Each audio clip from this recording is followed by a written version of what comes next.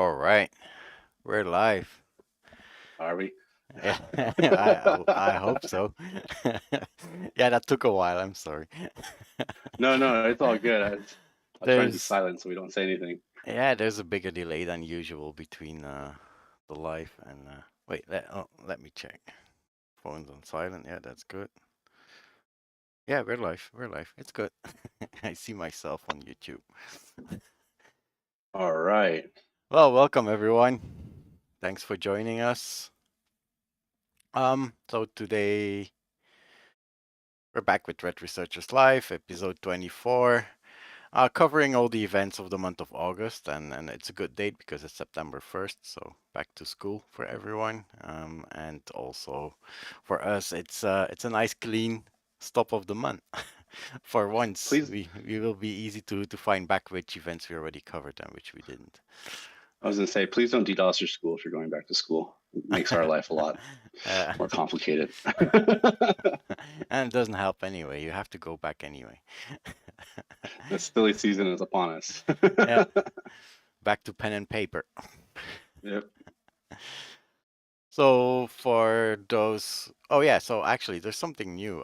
We now have a Pastebin account, Redware Research, where we will put all the resources and references of each episode. We used to paste them down below, but yeah, we run out of space regularly.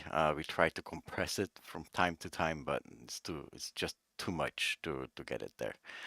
So go to the link. There's one link below with the Pastebin link. Click on the Pastebin link and you will see all the references that are there. Pastebin is a nice platform to drop everything that you don't know where to drop elsewhere, including malware. So you can also find us on Twitter. You can find us on Telegram. We have a Radware research channel where we announce new stuff or things that we see that are interesting. There's also a chat channel where you can interact with us. Typically, we answer back sometimes, depending on how interesting the discussion is. We try to keep it moving on the channel. Yeah. We try. There's also the monthly newsletter, which will be out soon, I believe. Daniel? Yeah, that's gonna go out today actually. First of Okay. every month. Yeah. So we're And gonna thank you work. for all the new subscribers. I really appreciate that over the last 30 days. It's been really supportive. Oh, great. And that's about it. I think that I covered everything that we have. Of course, we have a website as well, security.radware.com, and there you find all the reports. Latest report was the first half of the year, 2022, where we covered the data from our cloud perspective. So on the DDoS side, web application firewalling, and also on the honeypot side. That's all in the report. You can find it from our website. If you don't find it, just hit us up. It's also on the Radware Research Telegram. It's also on the Twitter account, so you should be able to find it. And yeah, also follow the blogs, blog.radware.com, where you can see Daniel's blog on a topic that he's going to touch on today, later, and also the most important events for H1 for the first half of 2022 in 3 separate blogs. They're quite elaborate, but they're touching on all the events that we ever touched on during the Threat Researchers Live in the first 6 months. So if you missed them and you prefer reading to listening and viewing, some people do, not me, but some people do. So you can go ahead and read about it. It's also easier to search, actually, if you want to search for a specific topic. Oh, yeah, I skipped the disclaimer. 1, Yeah, 2, can't forget 3. Okay, it's registered. Good. Here we go. Yeah, and our legal requirements have been met. We're good to go. That was for the algorithm. Hi, algorithm. How are you doing? At least we have one viewer. It's the algorithm. Yeah, exactly. So today we're gonna cover pretty much the same agenda as other months. We're gonna start with the cyber legions. What's moving in the cyber war, we can say, between Ukraine and Russia following the invasion of Russia into Ukraine. Hacktivist campaigns, nation state elections. That's for the US, I believe, Daniel, right? Yep. So US elections, we should have said, not election in general. Botnets, vulnerabilities, and 0 days. Actually, we added 0 days because there's a couple of 0 days. There were some interesting things that popped up very recently on 0 days, so we wanted to include that. Then some records as in election, or records as in record level DDoS, Daniel? Record level DDoS is, yeah, okay. Not election records, but we'll get to that. Yeah, election records is also there. Ransomware updates, well, yeah, limited to everything that has to do with DDoS, of course. You know that we are more into DDoS and web application protection, not that much into the ransomware. We follow the drama, of course, because they intersect a lot with what we're doing. Gaming, raids, and takedowns. So a lot to cover today. Daniel, why don't you take it away? My apologies in advance for coughing. Like I'm just getting back from summer flu, and of course, naturally when you go live, you have to cough more than when you're not live. That's what they call it in the US. Okay. Yeah. I mean, it was really COVID, but we call it summer flu. So summer camp flu from Death by BlackHat. Tons of fun, anyways. So Network Battalion, it's a pro-Ukrainian anonymous linked hacktivist group, ended up calling it quits last month, which was kind of interesting. They had a little bit of drama going on Twitter. They were attempting to run ransomware, which was associated with Conti's source code, but they ended up having a lot of drama. Someone posted about there's some insider damaging their ability to operate. So it seemed like they are having some kind of insider threat issue inside of their hacktivist group. And they claim now to be working outside of the public eye. They did this all via a weird paste over here that you basically had to, as a base64, decode like 7 or 8 times, and you got a hex printout, and very, very, very long process to get their little love note. But they're basically calling it quits from the public eye, and that they're going to start working behind the scenes. We haven't heard anything or seen anything from them, so I don't know if they're actually still operating itself or working out their drama. But interesting to see them go.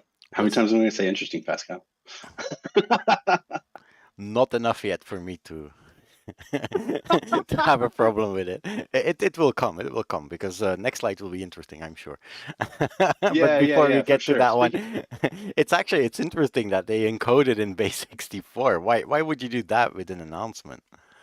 Yeah, that's the thing is, like, most hacktivists, they want to do something that seems kind of like edgy or advanced, and I get it. They wanted to do a base64. That's advanced. Okay, so how? Well, I mean, they felt that. I'm sure they felt advanced. I mean, to us, it's kind of silly, but to them, they probably felt like they. Well, they got remarked actually. So maybe our next report, instead of sending the PDF, we will do base64 encodation, and people have to copy paste it and then decode it and run it into a binary and then read the PDF. Maybe. Yeah, show tribute to NB64 or 65 by doing it like 8 times over too. The masters of encryption here. Okay, good. Kind of strange to see how that works out, though. But they're gone, so says enough.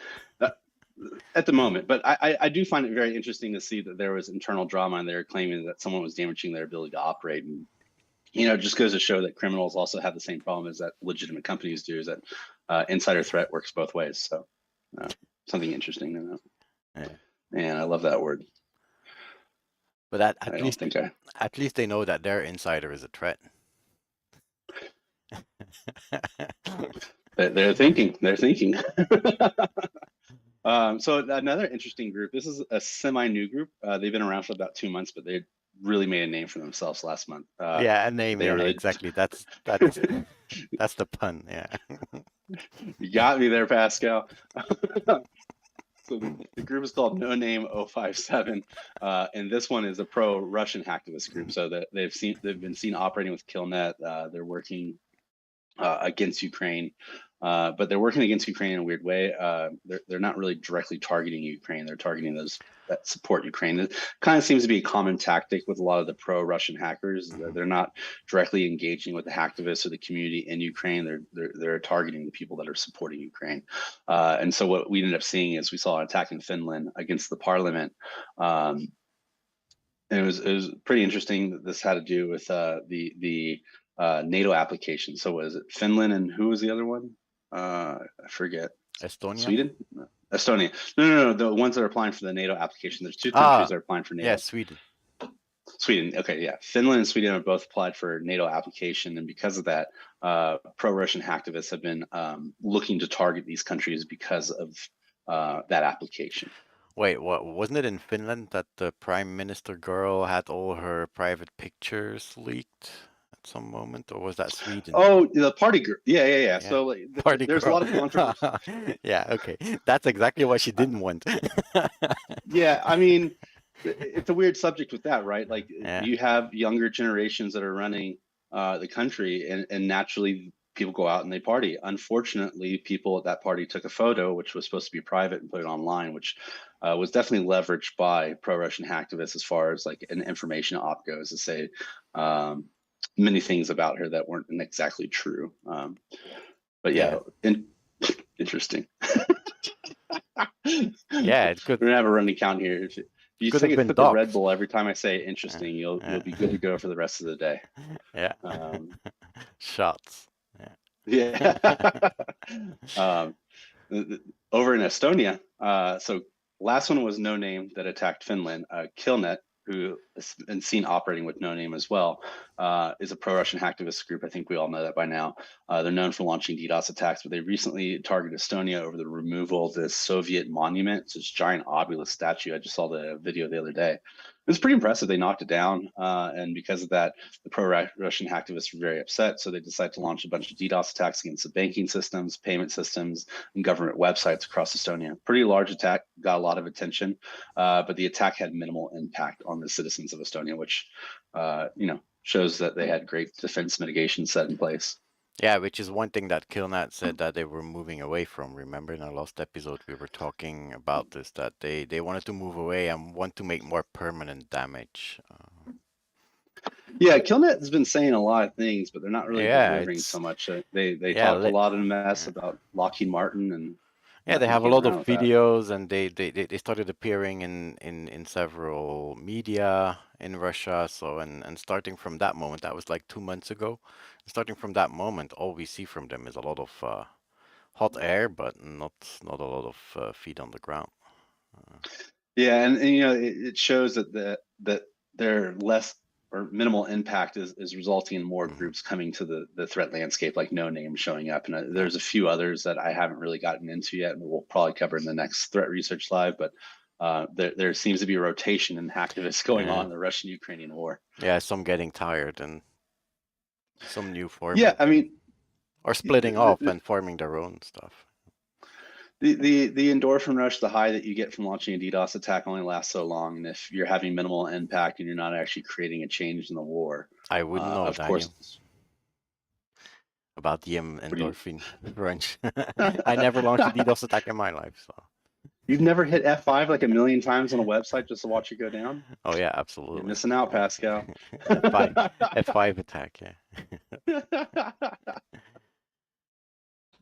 Yeah, so yeah, talking about the drama of Killnet, so there was also this implication with RuTor, where Killnet is actually trying to put themselves in the middle of a darknet market war. So we all know that Hydro was taken down earlier this year by the Germans and by US.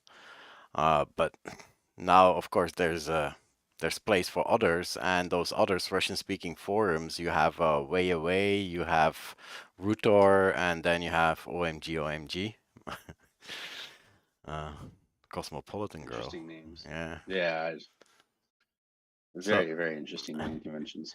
So RuTor is probably the one that has most of the attraction, but Killnet wanted to support Way Away for some reason, and actually it looks like they are getting paid to do attacks on RuTor by Way Away, because they are giving out they are ready to pay out cryptocurrency for whoever who joins the DDoS attacks against RuTor.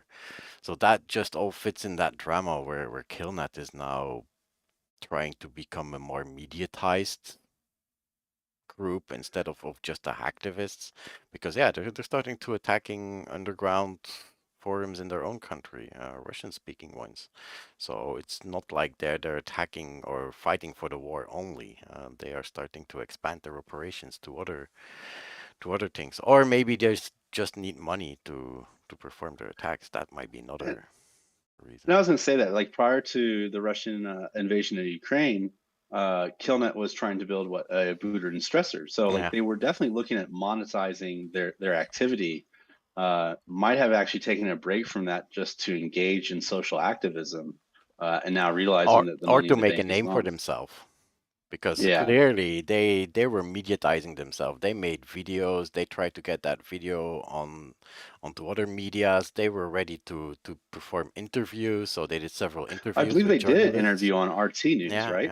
yeah, exactly. Yeah, So it was more like maybe it was just a marketing stunt for them to, because yeah, they were creating that botnet and trying to sell it before they started being a hacktivist.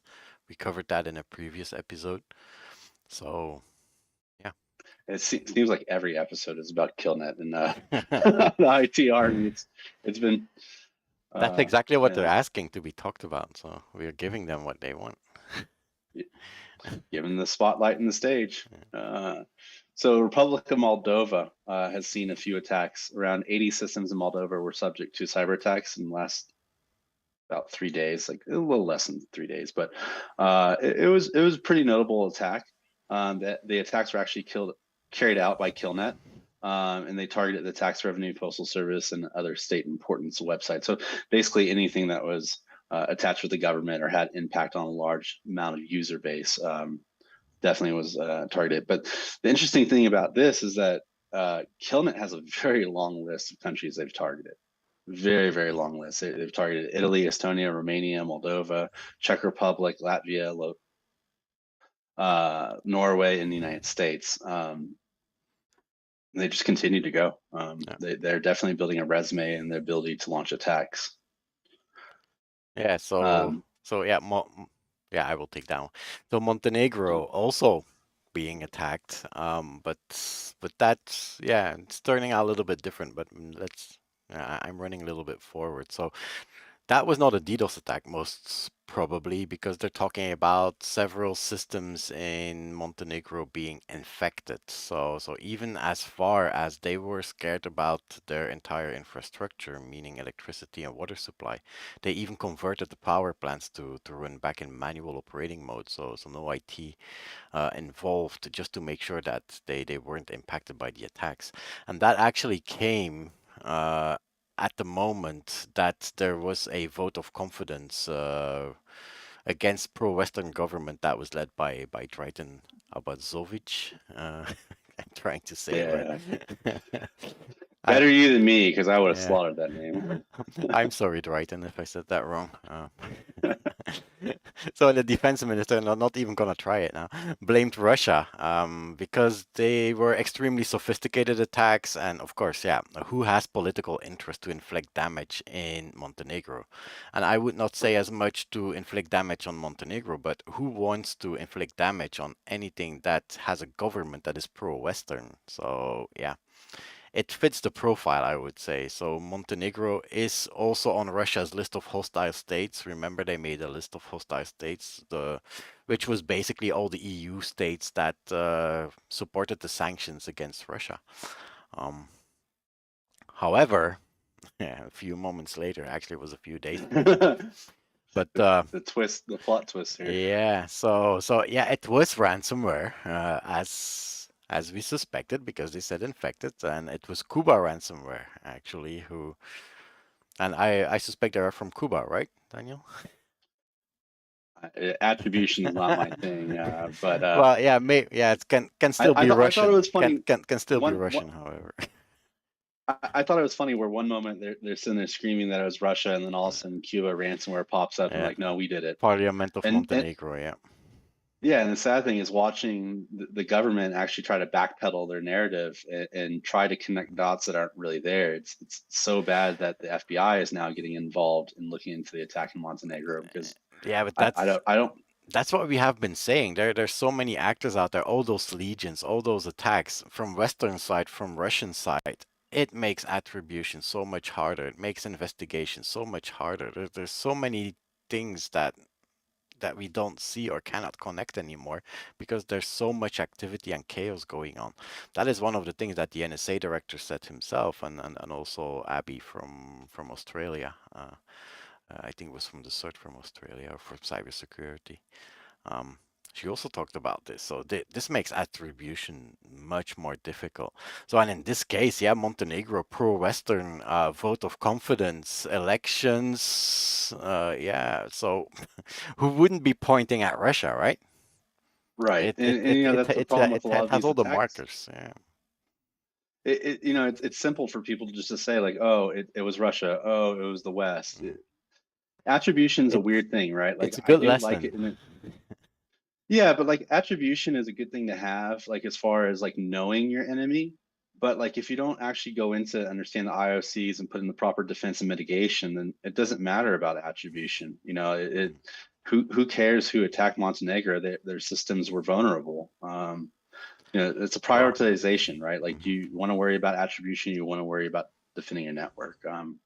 I think a lot of times in the community we want to rush into the attribution side before Did they the actually make security side. demands? Did they, because I didn't follow after what happened, but did they make demands? Cuba ransomware? I'd have to look into that. It's all Yeah, still ongoing in yeah, it's still case at the moment. So, yeah. yeah, so but I didn't see any claims for an extortion.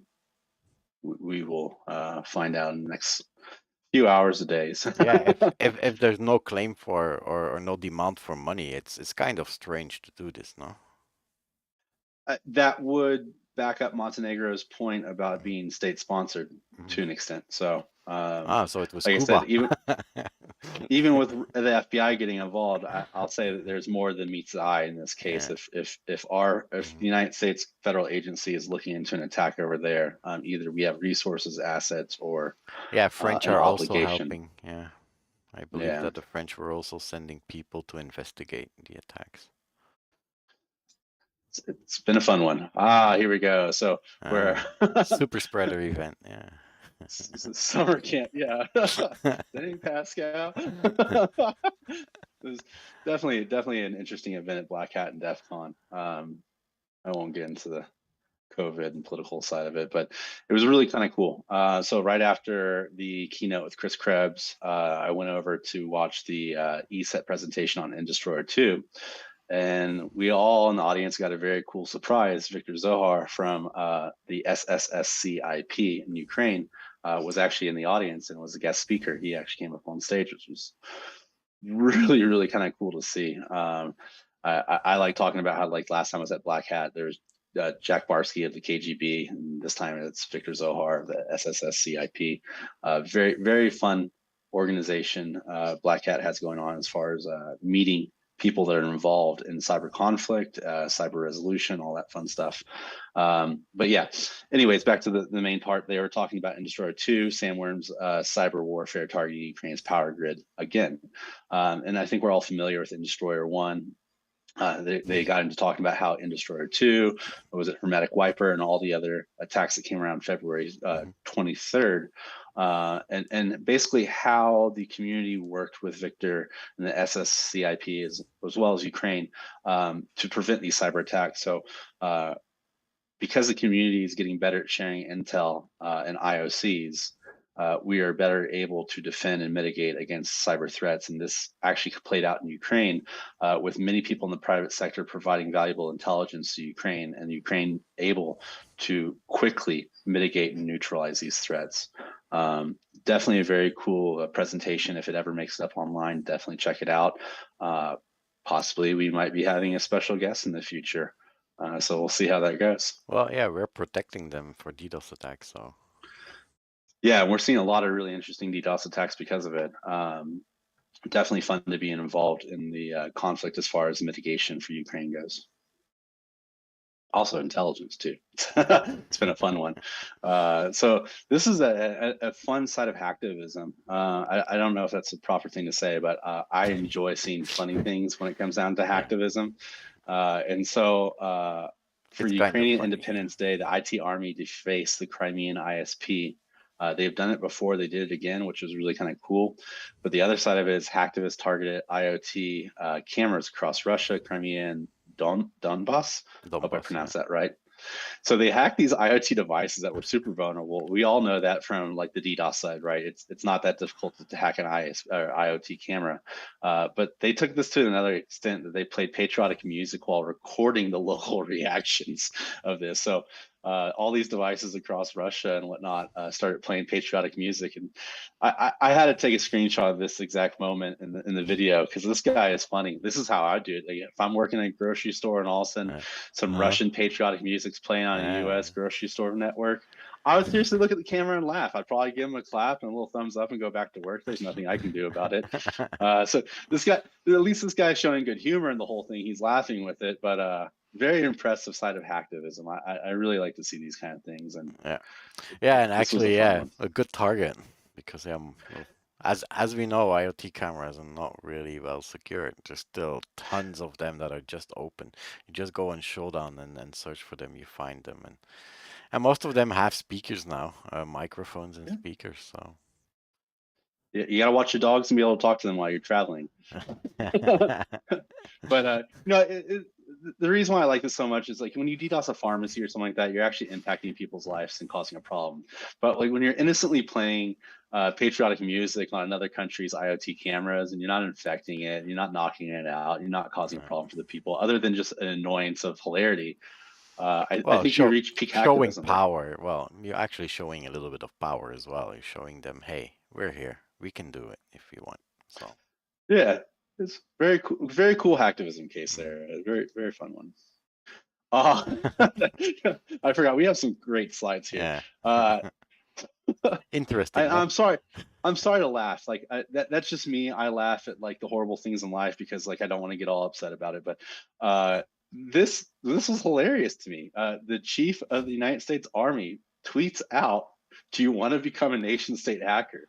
And I mean, just not to add fuel to the fire or anything, but like here we go. We talked about this last month too, about how the South Koreans want to build up a giant national army.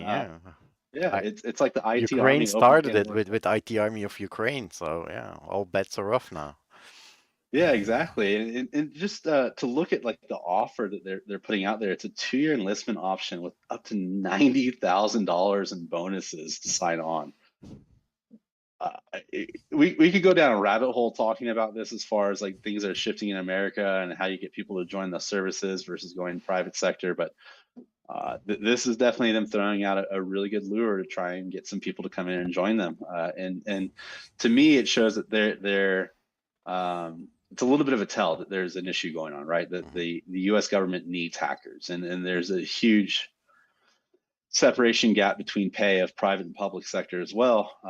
But this is an interesting way to get people to join. You know, hey, do you want to become a nation state hacker? You want to tell your friends at DEF CON next year that you're the nation state hacker? And you know, at one point in time, I think this was all secret cloak and dagger things where agents really didn't want to admit to this. And I think we're walking to a future now where people at BlackHat and DEF CON are going to be wearing their little proud badges saying, I'm a U.S. nation state hacker. Yeah, it's certainly a turn of events and turn of DTPs that we have seen. Yeah, sorry, I think I did that. Yeah, that's fine. We don't want to talk about it too much because before we know it, we will be hacked by a nation state hacker from the US here. So, and you know, before Pascal dives into this, I just want to show like this is like the cool part about working with people from other countries is that I actually didn't see the story. I'm an American, and you know, I didn't see it. Sorry. La la la la la. I didn't see it. I didn't hear it. You know, it was funny because he brought it up, and I was looking at him like, "Are you serious?" And, you know, it's really interesting about like the news that you get from one side and the other side of the fence, and this is a great example of how Pascal sees something that I don't. Yeah, in the previous episode, we were talking about the troll bot from Russia and their whole troll farm that they have and this botnet that can create social media accounts and so on. So guess what?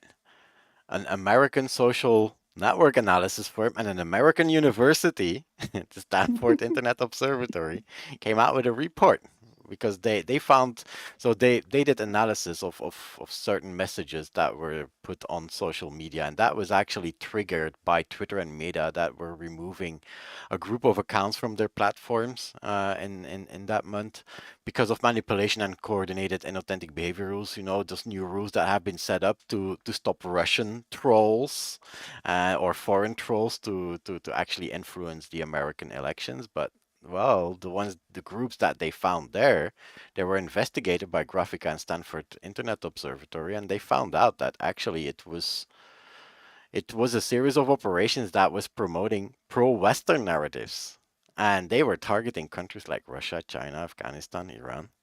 Of So course. it was not such a big operation, however. So it was about 200 bots that they discovered. It's an interesting report. The link is on the paste bin down below. So go to the paste bin and get the link. The report is there. It's actually an interesting read if you're interested into fake news and propaganda bots. This is the future of the threats that we are facing from government side. It's influencing elections and trying to influence the people in the countries. But yeah, it was still 146 Twitter accounts. So they tweet like 300,000 times, several Facebook profiles, Instagram accounts. But they were not very successful. So as they said, they only had a handful of likes and retweets, and only like 20% had like 1,000 followers, and some of those followers are We're other working on it. bots. We're working on it. Yeah. We're Well, working on it.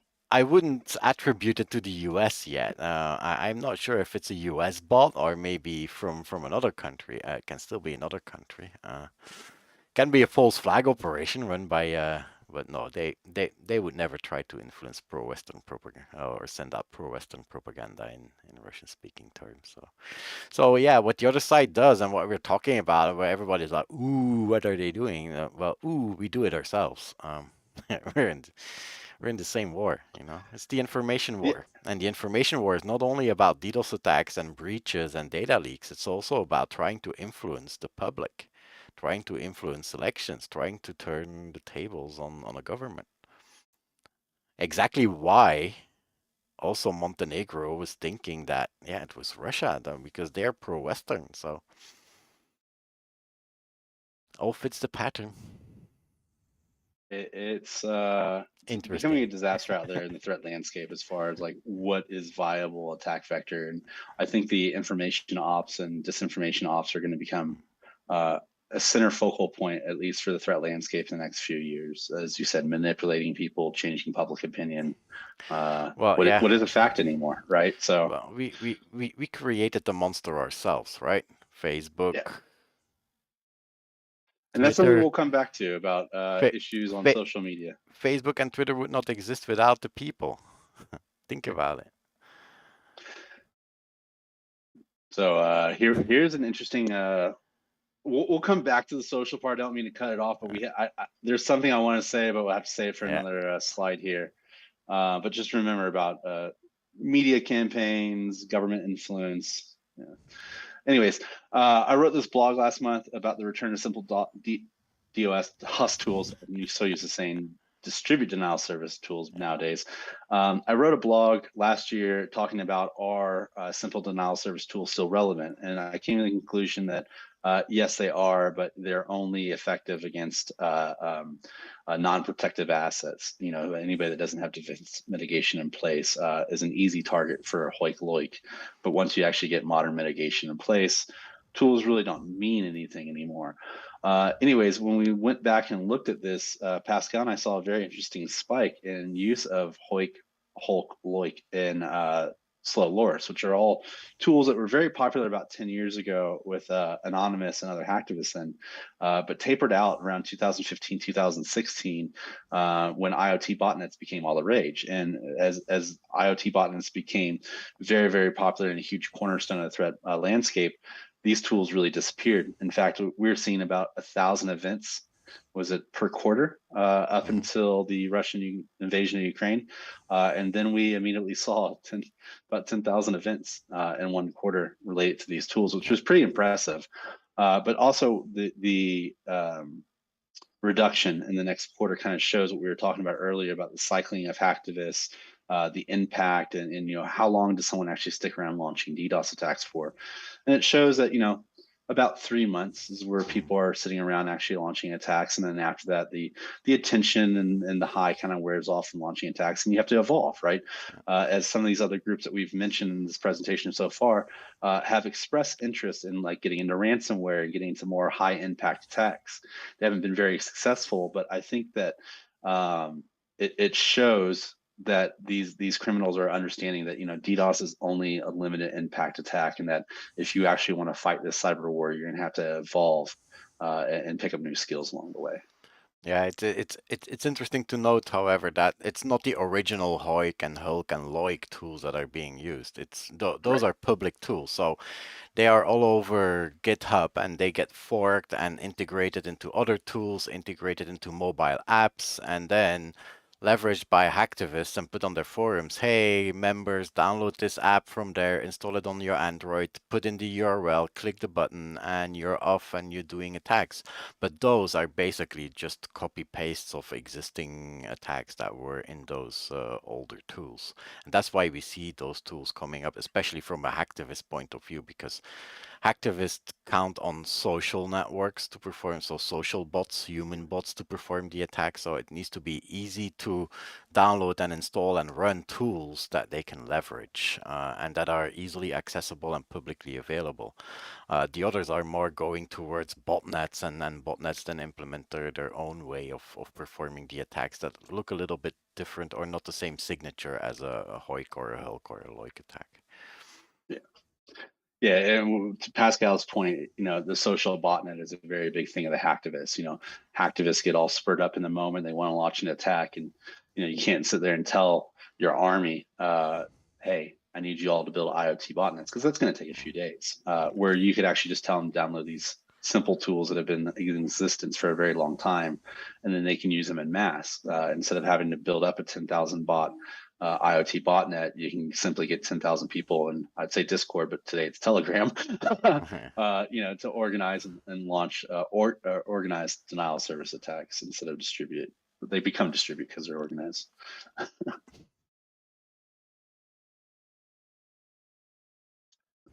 Okay, so over to Israel. This has been really interesting. This group ALtahrea, which is what ALtahrea. ALtahrea. Iranian hackers in Iraq that have been launching a serious campaign against Israel. They have a serious bone to pick, and what we ended up seeing is we saw them deface several websites across Israel in response to the conflict that happened about 2 months ago, I think it was. A month ago. There's quite a bit of physical confrontation between in the region, and as a result, ALtahrea defaced several sites across Israel. This is the defacement up in the top left corner. Very simple, but this group is also really active, and they're involved in multiple. That was kind of one that I find really strange when I saw this on their Telegram account. Like, hell, why are they starting to support Russia now and attacking Ukraine? It doesn't make sense. For a group that is active regionally in the Middle East, seeing them leave that region and attack is different, but they showed their allegiance to Russia. Them and 1877 team launched a huge defacement campaign after the Dugin daughter, I think I'm saying that right, was assassinated. It's a long, complicated story. She was in her dad's car. We don't know if people were trying to kill her dad.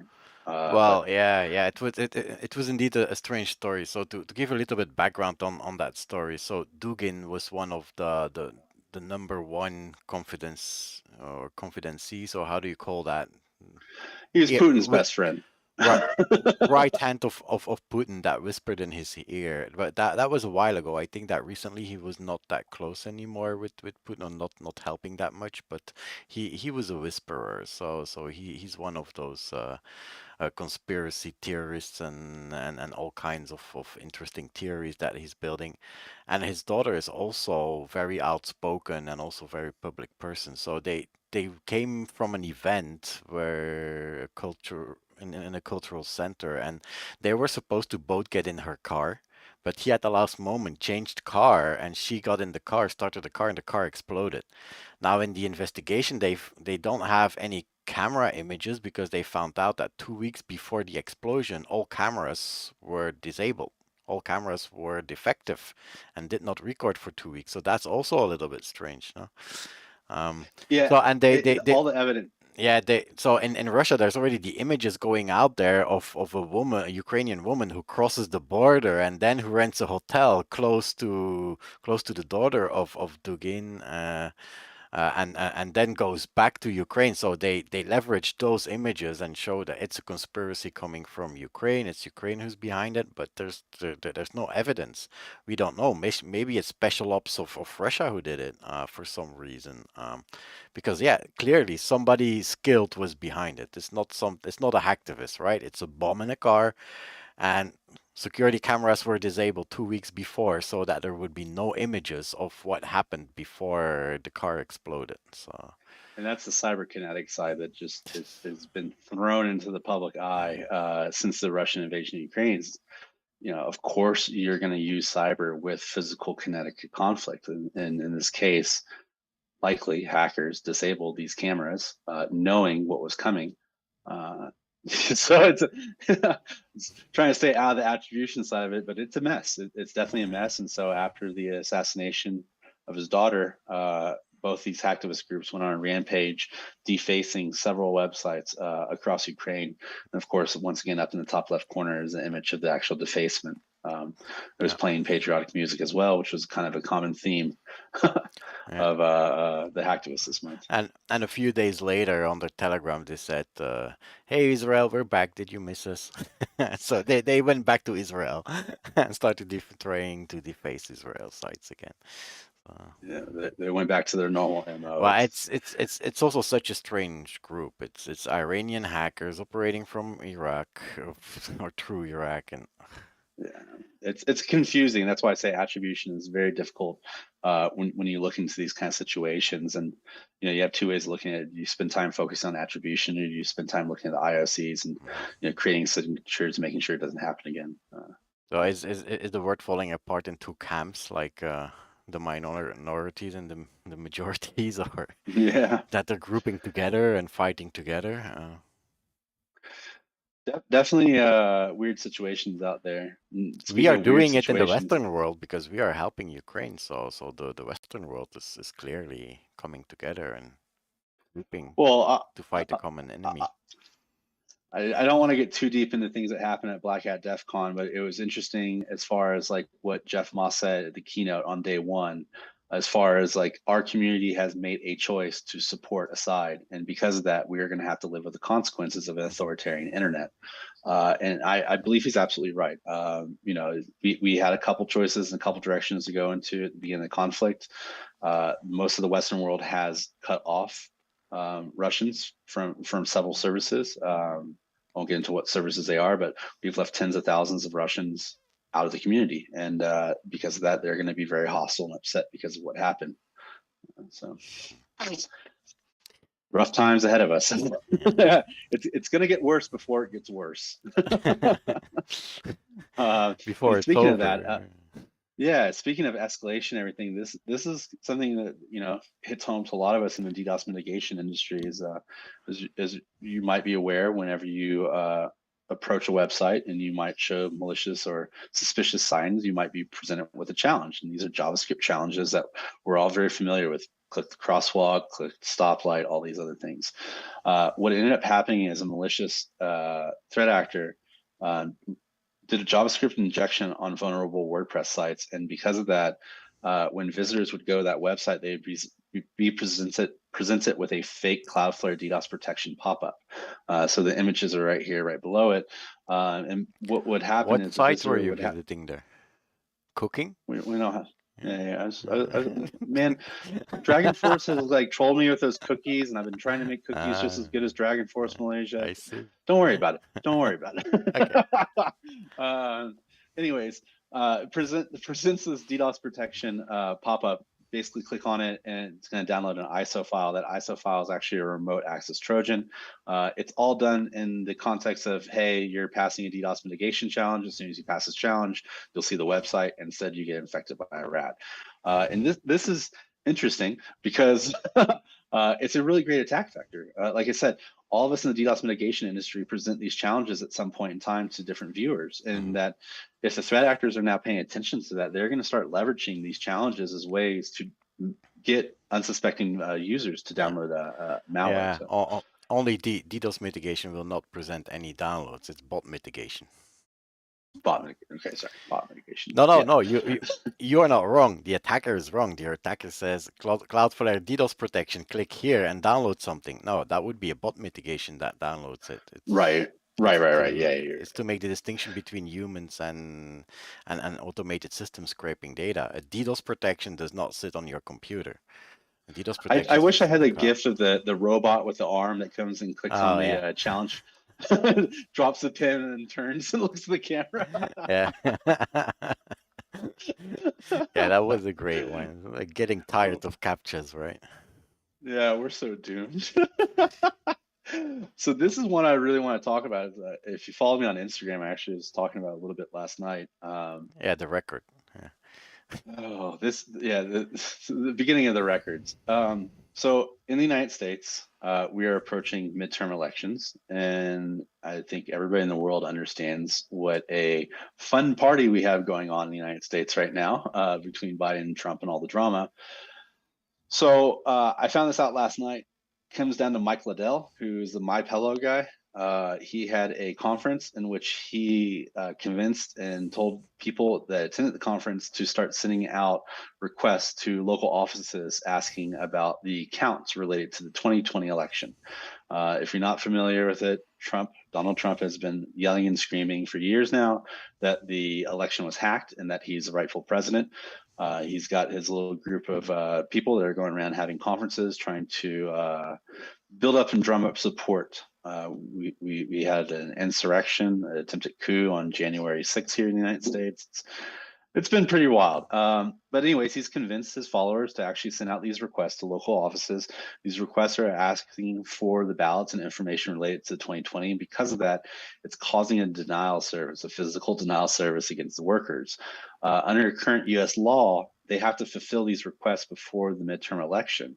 And as they're getting flooded with more and more requests, they're not able to actually do their job. They're only able to fill these requests. And these requests are copy-pasted legal requests that simply are just being handed around by people in social media. Hey, if you just send this off to this office, you're going to get it from your local election officials. And because, like I said, because of that, it is causing a stress, denial of service, for lack of a better term. Yeah, social denial of service attack. Yeah. Social bot. But very impressive. And yeah.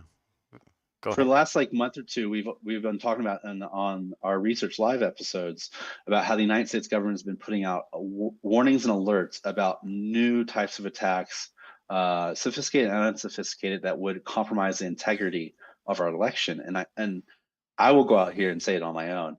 I think this is the warning that the government was trying to give us, that they can't outright say, hey, it's Donald Trump supporters that are going to start sending in requests to your local office. But when you look at new and unique ways to compromise the integrity of our election, this is a new one. This is really interesting, in my opinion. So it would be really weird to see how this plays out. A lot of people are talking about trying to change this law after the midterms, at least, where they can do a best effort to fill the request before the election versus required to fill it before the election.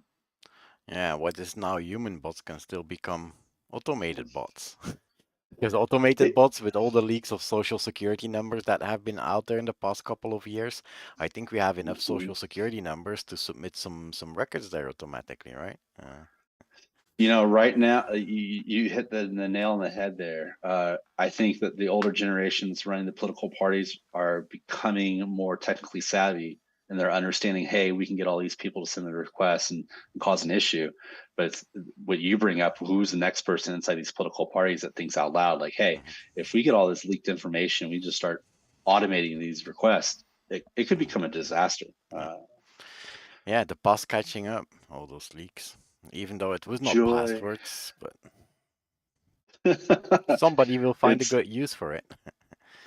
Yeah, and this is generally what we've been saying. The United States government is popping up a security election task force as normal to look in and to fight off interference. We've heard that several agencies are doing what they call hunt forward.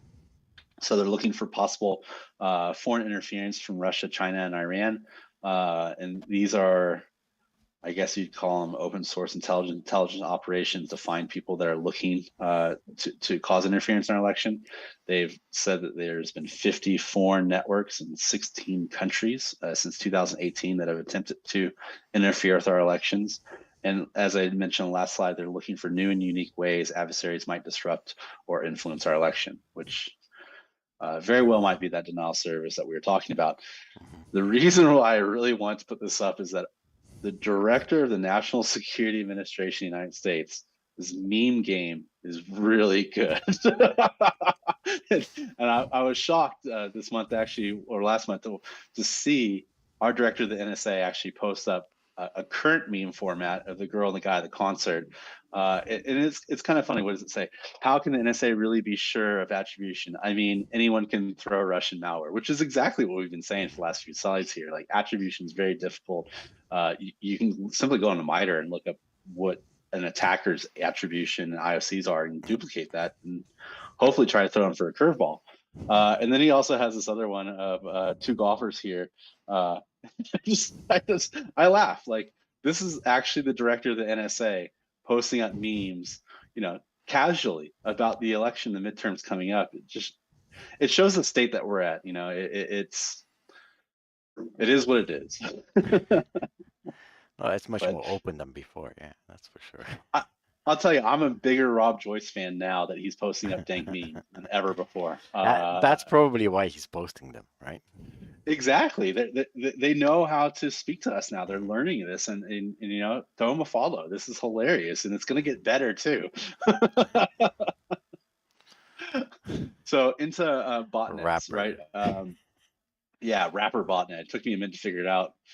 So the reason why it's called the Rapper botnet is because there's references in the strings to rap music videos. Interesting music videos. They're not mainstream rappers, so it's a little telling about this person's preference and style of music. But RapperBot is a very simple IoT botnet based off Mirai source code. The only thing that's really different is that it targets SSH over Telnet. Mirai is basically Telnet. This one's going after SSH. It targets 4 different types of architecture and has very limited DDoS capability. So it only has 2 types of attack vectors. So it's a very unsophisticated, very basic bot. But it's been around for, I think, 2 years, a year or so. Yeah, but it just you know the reason why they target SSH is not to get to IoT devices. It might be in origin IoT malware, but they're looking for cloud servers. Yeah, and that's where everything is going. Is ever since I said dark IoT, it all changed, right? Like I thought I was being smart with my naming convention. I named a botnet dark IoT, and what did the threat actors do a week later? Before you know They start targeting. Yeah. So now it's dark cloud. Yeah, dark cloud. I'm never naming a botnet again in my life. So NetLab 360, after a very long absence, I have to note this, right? This is a very legitimate research firm, and they went very silent for about 2 or 3 months. It was very notable that they had been quiet, and they came back with a very solid intel and tweets. They made a great comeback. Anyways, they posted up about this new botnet named Orchard. The thing that's interesting about Orchard is its use of DGA. So it generates a DGA domain through Satoshi Nakamoto's BTC transactions. It's really kind of strange. But the reason why they're doing it is because it makes it more unpredictable than time-generated DGAs. There's a lot of researchers are trying to figure out how to actually grab these domains that are being generated. They decide to throw it for a curveball, and they're using his Bitcoin transactions as the way to do it. Orchard, the botnet though itself, is not DDoS based. It's a mining botnet, so it's mining Monroe. I'm not too sure how profitable that is. Yeah, I'm not really sure how profitable that is anymore with the downturn in the cryptocurrency economy, but definitely see an advancement in technology when it comes down to some of these threat actors. Speaking of advancements, this is another great little piece from NetLab 360 or 360 NetLab. Sorry, they actually noticed that malware authors are now paying attention to who's downloading their malware from their download servers. So basically, if one of us were to download a malware sample of one of their binaries from their download server, and we didn't infect our device, we just download and start doing analysis on it, and they go back and they look at it, they'll start DDoSing the IPs that download the malware but not infect the device, which But we is never do showing, that. you know, no, no, never.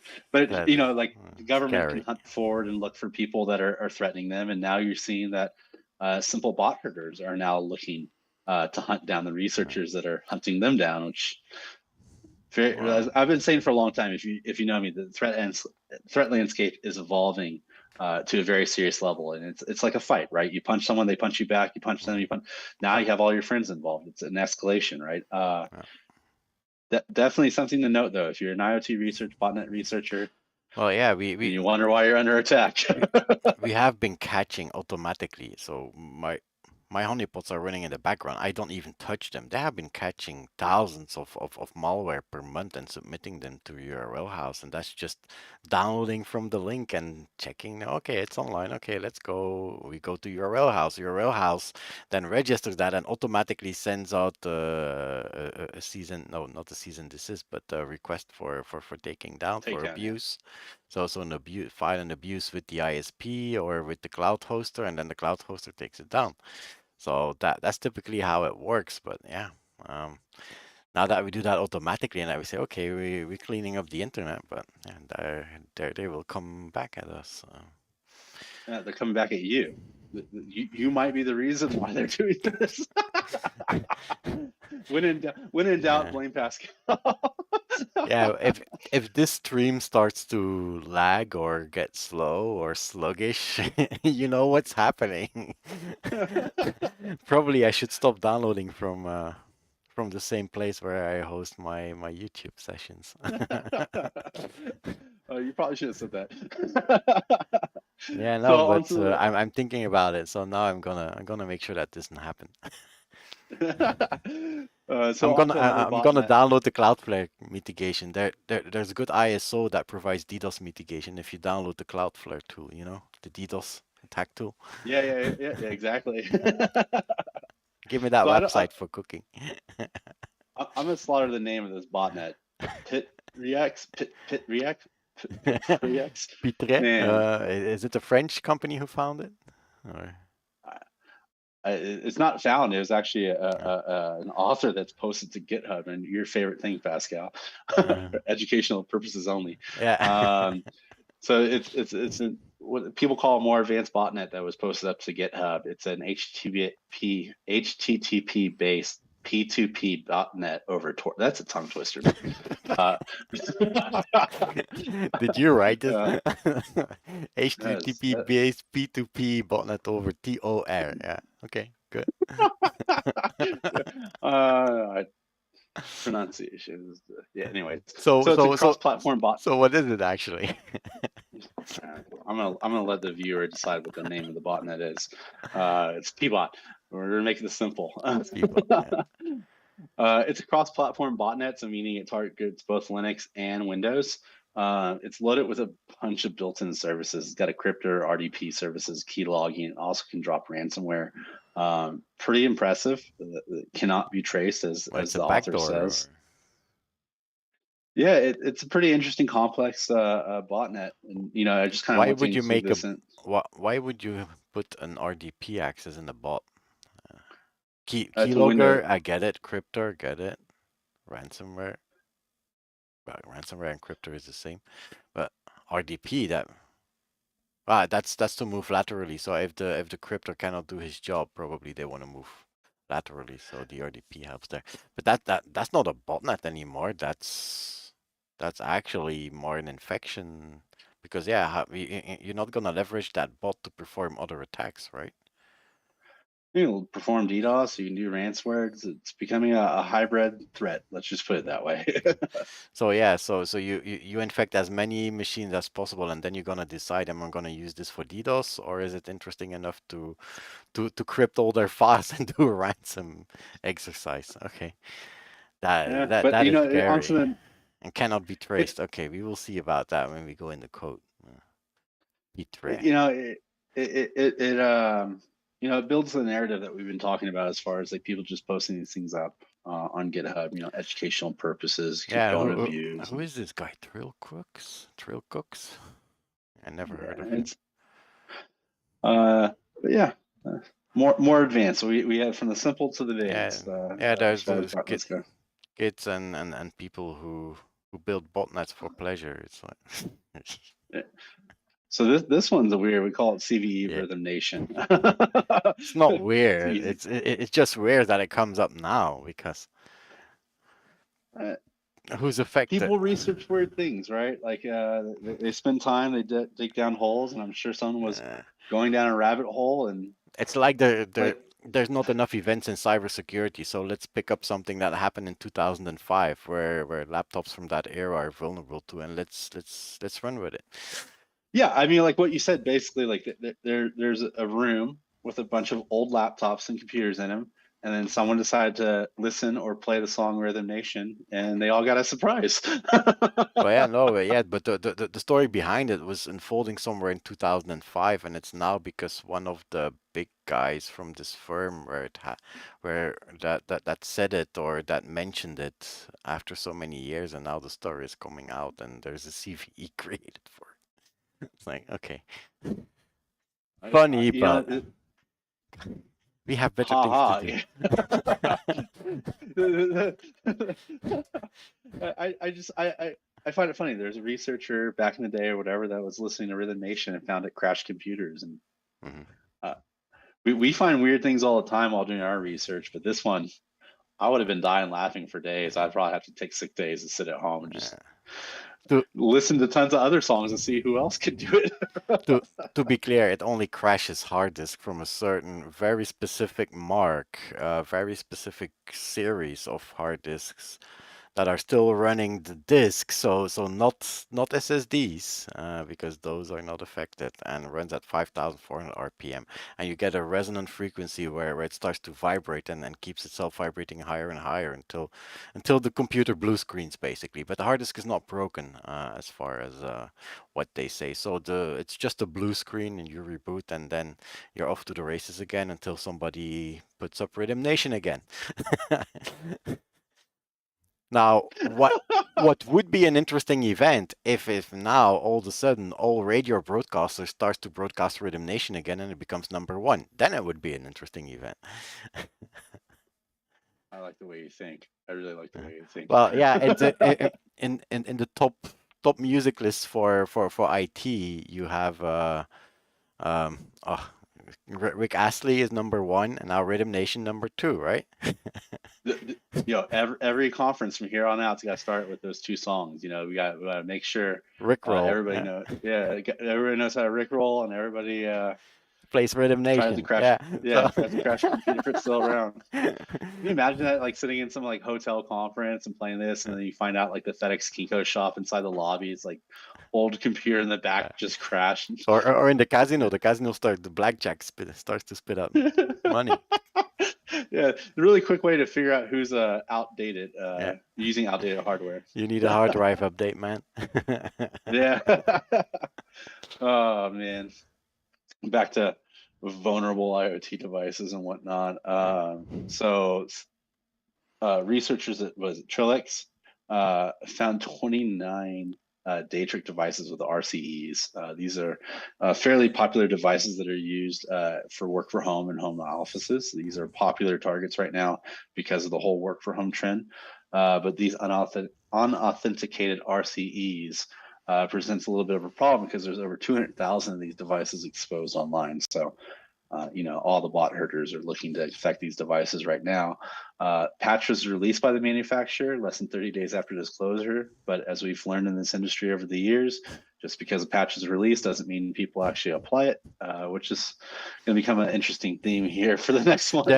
Actually, there is a reason. There's a reason that Ukraine was able to play their song through Russian IP cameras, right? They should have played Rhythm Nation, man. They missed a golden opportunity there. Yeah, the whole government offline because all disks crashed. Oh, I laugh because it's possible. Imagine explaining that. Like, oh yeah, the hacktivists hacked our IoT cameras and played Rhythm Nation. And what happened? All of our ancient devices crashed. triggered a nuclear war. Yeah, no, really. The Oh, only way to scary win the stuff. game. We talked about it yesterday, right? Exactly. The war games was on top of it. The only way to win the game is not to play. Unfortunately, in the movie, we all played the game, so we're all stuck here trying to figure out how to end it. Yeah. So yeah, I thought in the beginning that or I said better, I said in the beginning that we're gonna talk also about 0 days. So that's something that came up to my radar. So typically I don't look at it twice, but in this case I remember that I just installed like this update 15.6.1 for iPadOS and for the phones that we have at home. And then I saw this message popping up from how they called again? Oh, forgot the name. From an exploit? Arvin, yeah. So Yeah. Arvin. So Arvin is one of those hacktivists, also one of those channels that we're following on Telegram, where they found that they're still being 0 days sold and still working on some devices targeting iOS. So, and that was actually the CVE that was solved. So, where the fix was released on August 17, but this message was on August 22nd, I believe. So that message popped up, and yeah, they were still asking 2.5 million for it. And then if you look in the notes, clearly they mean it because it's still working for a beta version of iOS 16, so iOS 16 beta 7. And the other question is, how many people did already update their phones to 15.6.1? In the audience, I would ask yourself, if you didn't update, you're vulnerable. And that's basically what's happening most of the time. Not everyone is updating immediately whenever you see that security thing pop up, but you should. You should start doing it, Well, because if you don't, yeah, go ahead, Daniel. I was going to say, with the last update from Apple, there is a lot of controversy around it because, as I said, normal users were claiming that the update was actually breaking out the device and slowing it down. You know, users have all kinds of conspiracies of why this happens, but the common line on this one is that this update was actually out there to slow your device down to force you to buy a new iPhone 14 when it comes out next Yeah, week. but that, yeah, but But I bring this these up because these are these general users, right? uh, Like we're savvy, we understand to update our uh, devices when we're told to update our devices. Um, but there's a lot of people out there that are legitimately not patching and updating because of fears that are unfounded. You know, yeah. that they go on Facebook and they see someone say, "Oh, the new Apple iPhone update is sitting out there to break out your device so you buy a new one." There's going to be a large majority of people that believe that, and And there's going to be a large majority that don't update because of that. those are exactly the YouTubers and people who will say, "Haha, the government is tracking me." Haha. Yeah, well, they are, They are. because you didn't update. They are, Pascal. Okay, now I'm getting scared. How could they Yes. do that? Well, actually, there was another leak. Well, that was like really strange for me to have to see that in 1 week time, 2 0 days sales. So one message on Telegram, and then on Twitter, this was tweeted by VX Underground, that there was a receipt that was leaked for an 8 million euro sale for an iOS 0 day. So the company is Intellexa. Intellexa is a consortium. I will come back to that. I made a slide about it because I wanted to know who Intellexa was. But this is a 0 day affecting both Android and iOS systems. The sale was dated from July 14. So as I said, it's like 8 million euro that the sale was worth. And the interesting, actually, the most interesting part for me was the services that come with it. So it's not only about the 0 day. So a 0 day, yeah, well, we just saw how a 0 day can exist, and then it gets fixed, and then it doesn't work anymore. But here, you see that there's a warranty, a 12-month warranty that comes with it. They also include a data analytics platform because, yeah, most of those those 0 days, what are they used for? It's to monitor people that dissidents against governments, and so they want to install it, they want to monitor, and monitor means a lot of data that comes in, a lot of junk, a lot of interesting data. Somebody needs to go through all that data. So you need an analytics platform to go through all that. Well, this comes with an analytics platform. So they have the platform, they have the services to install it. They even have a magazine. So like I don't know if it's on a newsletter or paper magazine, but the 100 successful infections. Interesting.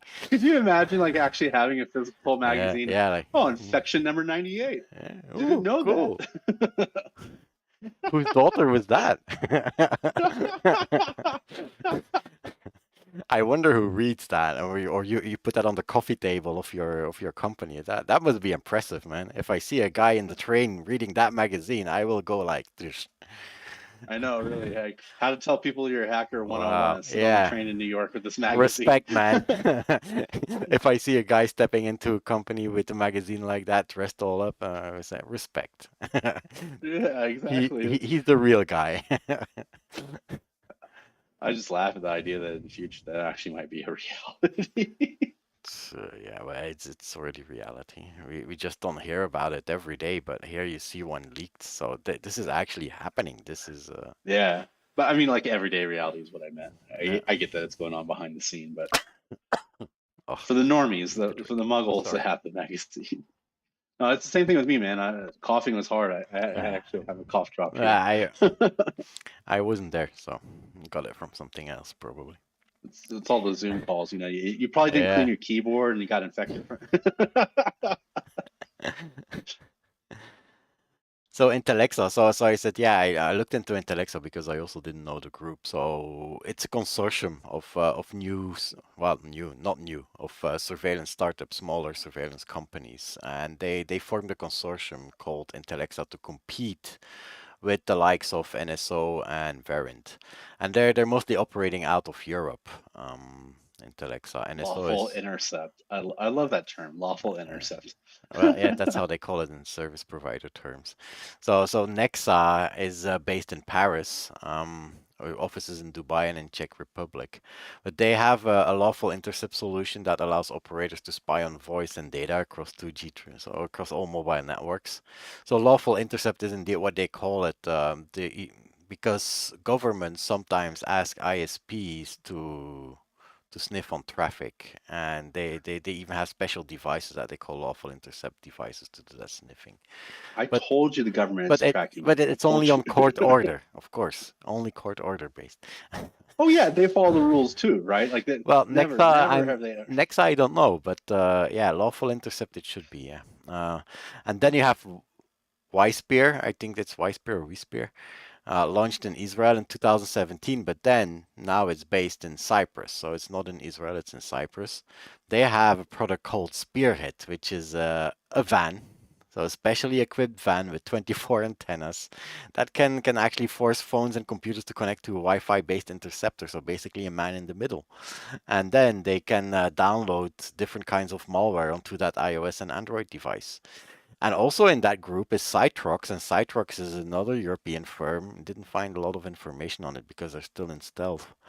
But they develop exploits that can target and break into users' smart devices. So put Wispear and Cytrox together, I think you have a pretty interesting solution there.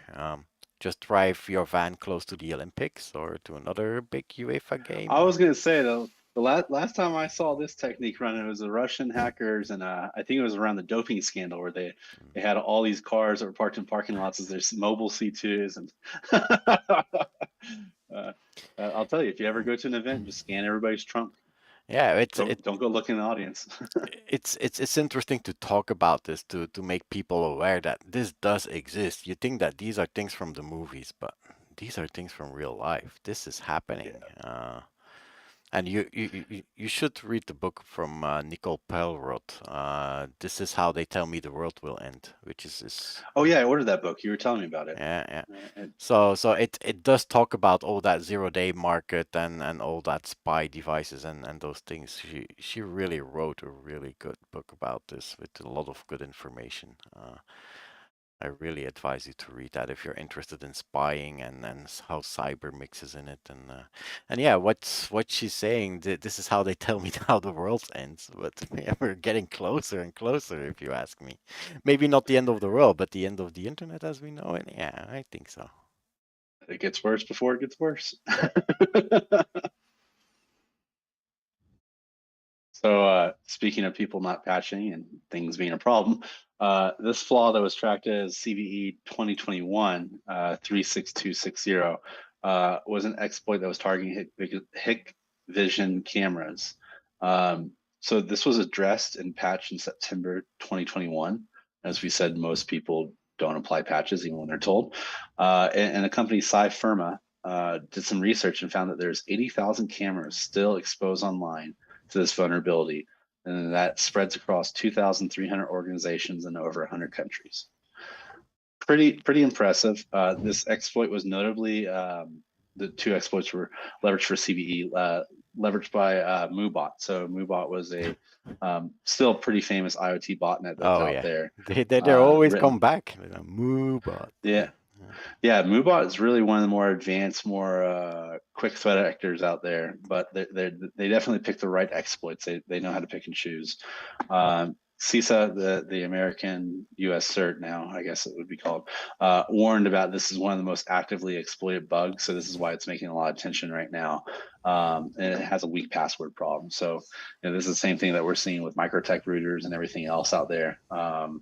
Really insecure devices that were sold to the population in the last 10 years, and these are embedded or not embedded devices, but they're there. They're hard to remove. People aren't necessarily going to walk out and replace the device because you tell them to. They're not going to patch it because they tell them to. And now let me guess. Of those 80,000 cameras, 40,000 were located in Russia and were playing the Ukrainian hymn. We're trying to subtly say something about the Russia, the Ukrainian Independence Day hack, but yeah, you can read between the lines, right? Like this is not difficult for hacktivists to pull off and hack all these cameras inside a specific geo region and play music. So who's running MooBot then? I think those Chinese threat actors. I'd have to look into that. 360net Labs. Is there an MP3 player in MooBot? No, but the Pitraix, the Pitraix botnet, I forgot to mention that. Yeah. One of the exploits that the threat actor included was the Rhythm Nation. It's not like it's really going to do anything, but it's kind of like funny that they included the Rhythm Nation CVE in that botnet. Oh man. So Log4j. There's another one of those unpatched things. So Iranian hackers exploiting unpatched Log4j. Log4j, as we all know, we had the Log4Shell disaster that happened in December last year. And you see the graph down there, how the exploit of Log4j is progressing. If you think that this was a hot topic for the first 2 months of the year and then it died out, forget about it, because it's still up to several, almost 100,000 infections per day. 60,000, yeah, we have 65,000 infections per day in some cases. And it was leveraged by Iranian, or seen leveraged by Iranian state-sponsored actors by Microsoft. So they attributed it to Muddy Water, which is the Iranian intelligence apparatus who's trying to get into Israeli entities. Now, why is has this Log4j such a long tail? That's because there's many applications that we don't even know anymore that they're using Log4j. Log4j is one of those things that it's a library, and it's every application that would do logging. And I would say that's pretty much every application written in Java for a backend server, for a front-end web server, which can be exposed on the internet and which can be influenced or can have text injected into it. But even background processes that are processing logs, for example. So if you have a Java background process that is ingesting events or logs, those events or logs can be spiked with a with a string that can contain that exploit, and then as it goes in and it interprets it and then it logs it with log4j on his turn, well, that inside process can still be hacked and exploited. So there's a big long tail on this log4j, and clearly the actors know it. Now, all those events are not attributable to bad actors. There's a lot of white hat scanning as well, because that's how they keep track of how many devices could be vulnerable. But the biggest amount is still, it's not like it's 60,000 hits per day coming from white hats. There's not that many white hats out there that are scanning for log4j, that's for sure. So there'll be a baseline too for the researchers. It's not like they're going to be going out there blasting and creating these massive peaks. You're literally going to see the peaks from the actual. They will do one scan maybe per day maximum. Some do one scan per week, so it's not going to result in 60,000 per day. That's for sure. Yeah. This is random scanning activity. And this And is coming into our cloud, actually. So this is not even from the honeypots. So this is cloud event. So that means that there's real applications that are running behind. So these are actually targeted at applications.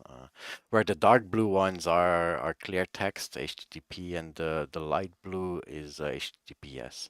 So you see there's still a lot of HTTP as well, which links up with all the IoT stuff that they're trying to exploit. Because the underlining. Yeah. Go ahead. I was going to say the underlining threat here too is the repeat threat coming from Iraq, Iran, and the Middle East region. We're seeing a lot more activity coming out of these two countries and threat actors based in these countries as well. So. Yeah, but there was also already China who's trying to exploit log4j, if I'm not mistaken, a couple. Oh yeah, of course. But I mean, in the Middle East, the Middle East is becoming a very heated threat landscape at the moment. Let's just say that much. But the takeaway here is that those vulnerabilities can go on for a long time. So if you're not sure if it's patched, make sure it is, or try to find out at least. Yeah. I don't think I have control anymore. Yeah, you have. I saw my mouse move. Here you go. Oh yeah. So back to me. Me laughing again. Well, this CVE, I found it kind of strange that it resulted in a CVE actually, because for me this feels more like user error and misconfiguration. Although, yeah, you might say that Palo Alto should not have allowed that, but what happened here is that if you have a firewall from Palo Alto and you enable URL filtering, that's like the proxy, that when you go to a website and that website is in a blocked category, you're going to see that blocked message. Yeah. So if you add the one interface, so the external interface of the firewall, to that URL filtering profile, they allow it to do. But if you do that, then somebody from the internet can actually, with a small request, trigger a big response to another target.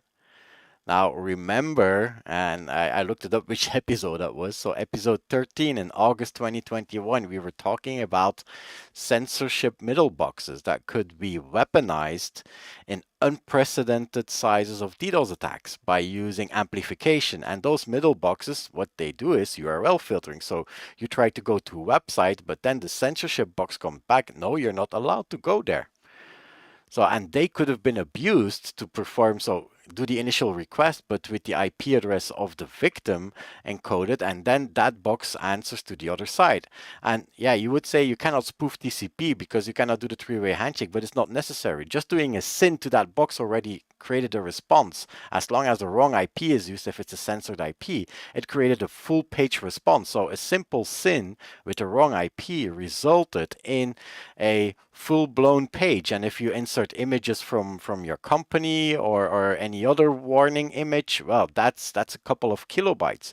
So you're actually going from 60 byte packet, or a little bit more than 60 bytes to a 64 kilobyte response. So that's already 1,000-time amplification, but you can go up to millions with that, because sometimes it's repeat itself.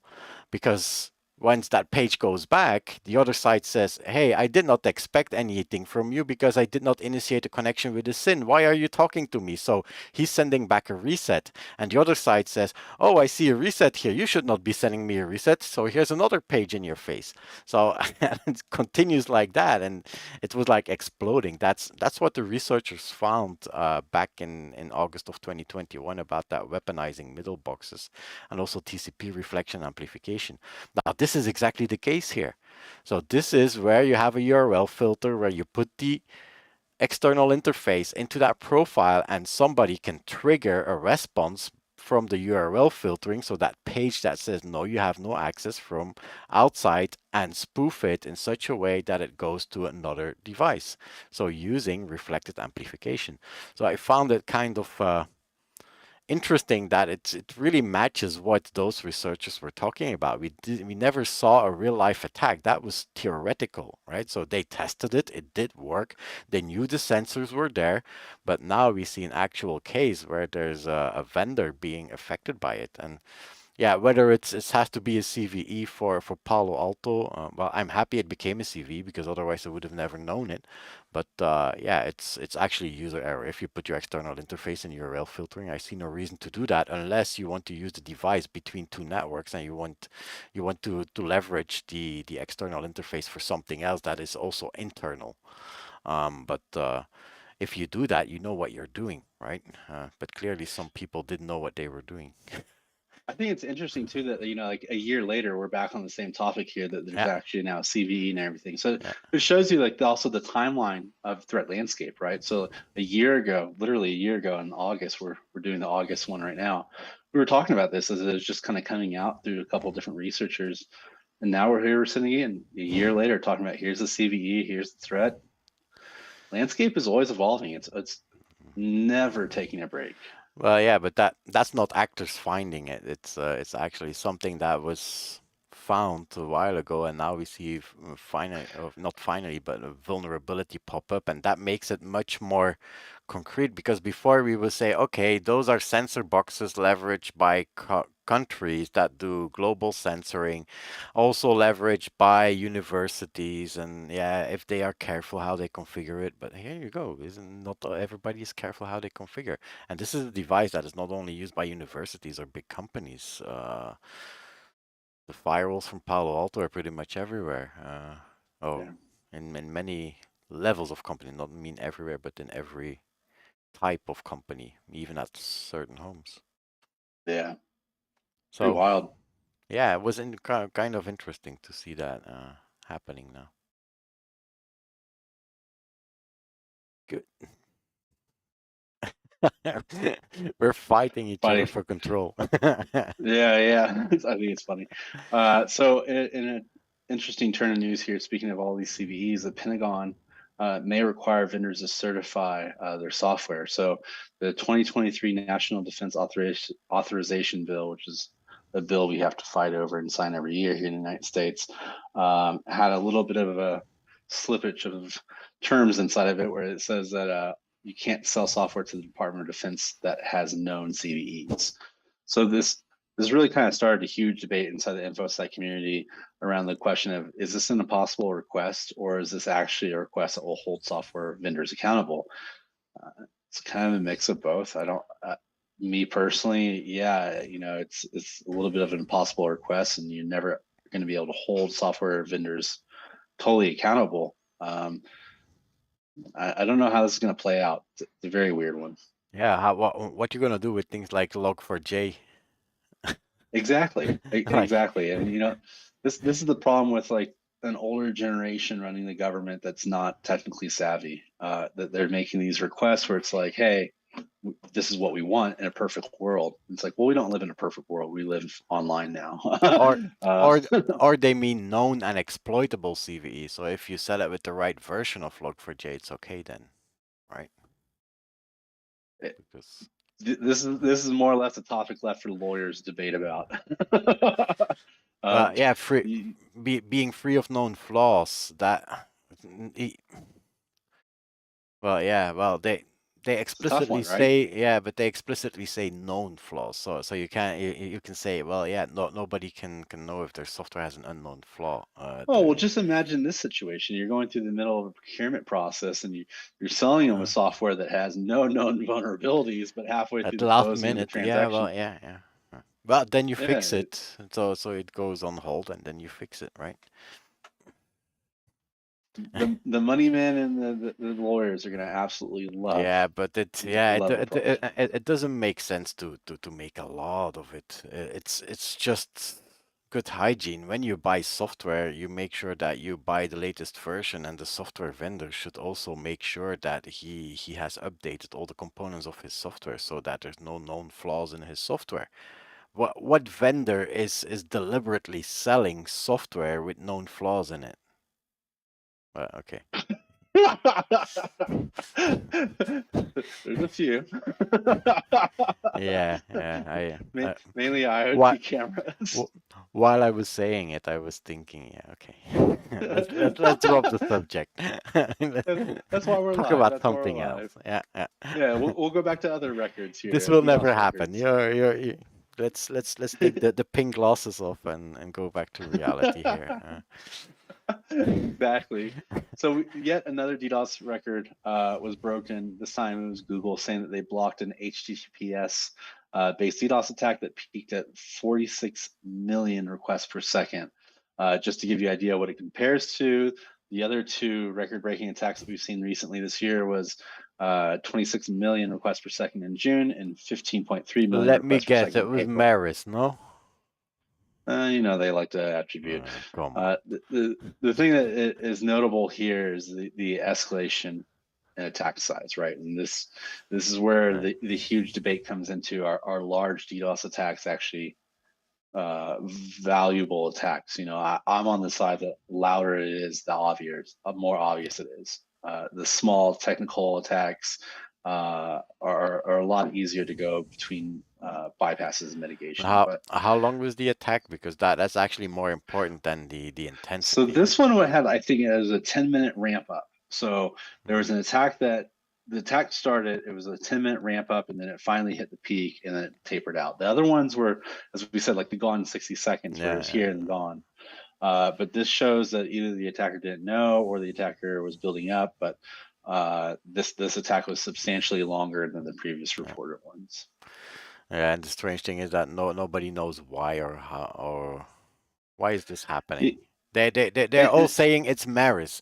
This ghost story of Maris has been going on since Yandex time for a year now almost. I think it's a year ago. It's also the anniversary of Maris now for 1 year. I thought it was in August last year that Yandex started this whole ghost story, but this is just a proxy network that's being leveraged. You know, it's not.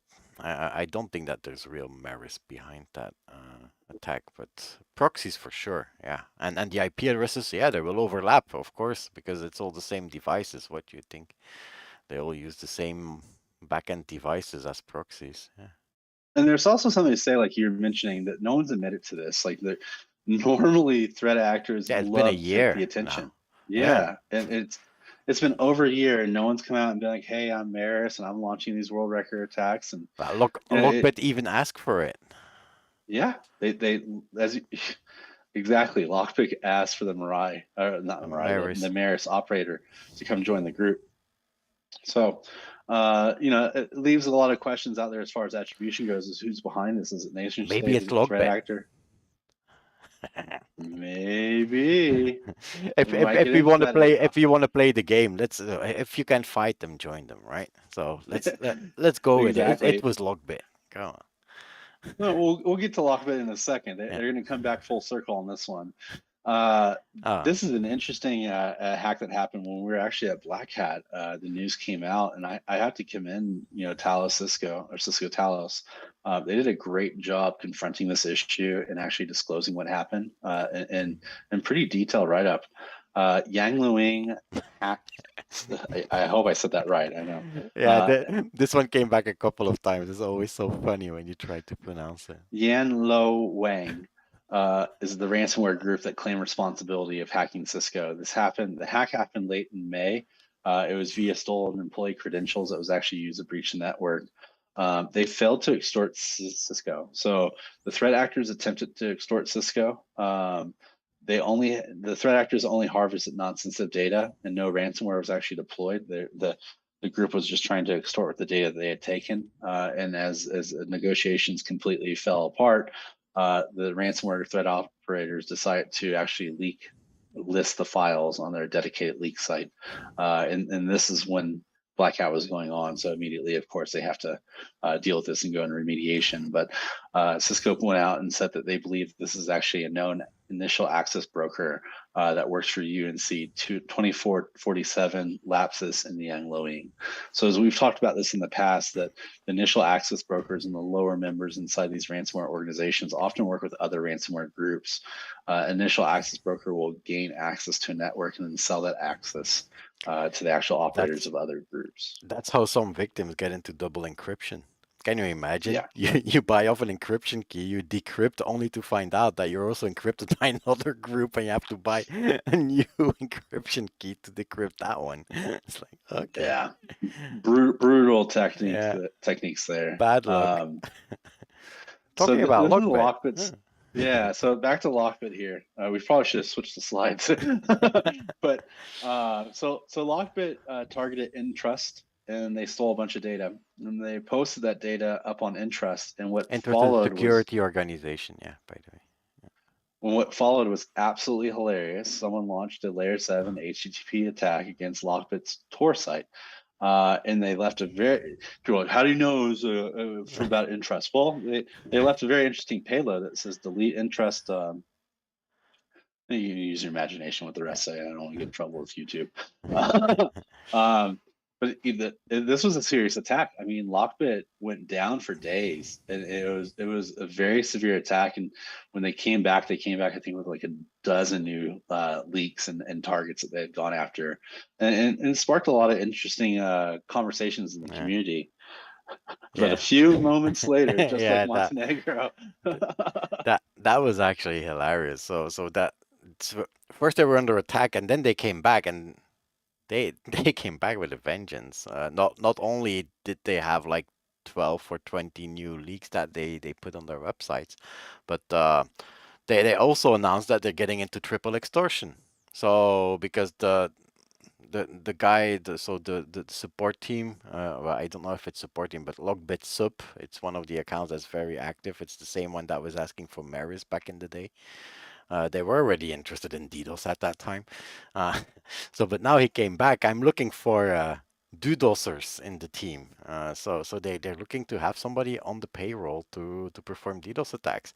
And he actually went on record and said, he put it in his post, I felt the power of DDoS and how it invigorates and makes life more interesting. So feeling it firsthand actually put him in the situation that that's interesting. I want to inflict the same pain to my customers here. Let's do the same. So what doesn't kill makes you stronger, right? So the other thing that they did is improve their defenses. So how did they improve? Well, they did not install a DDoS protection because it's on a Tor network.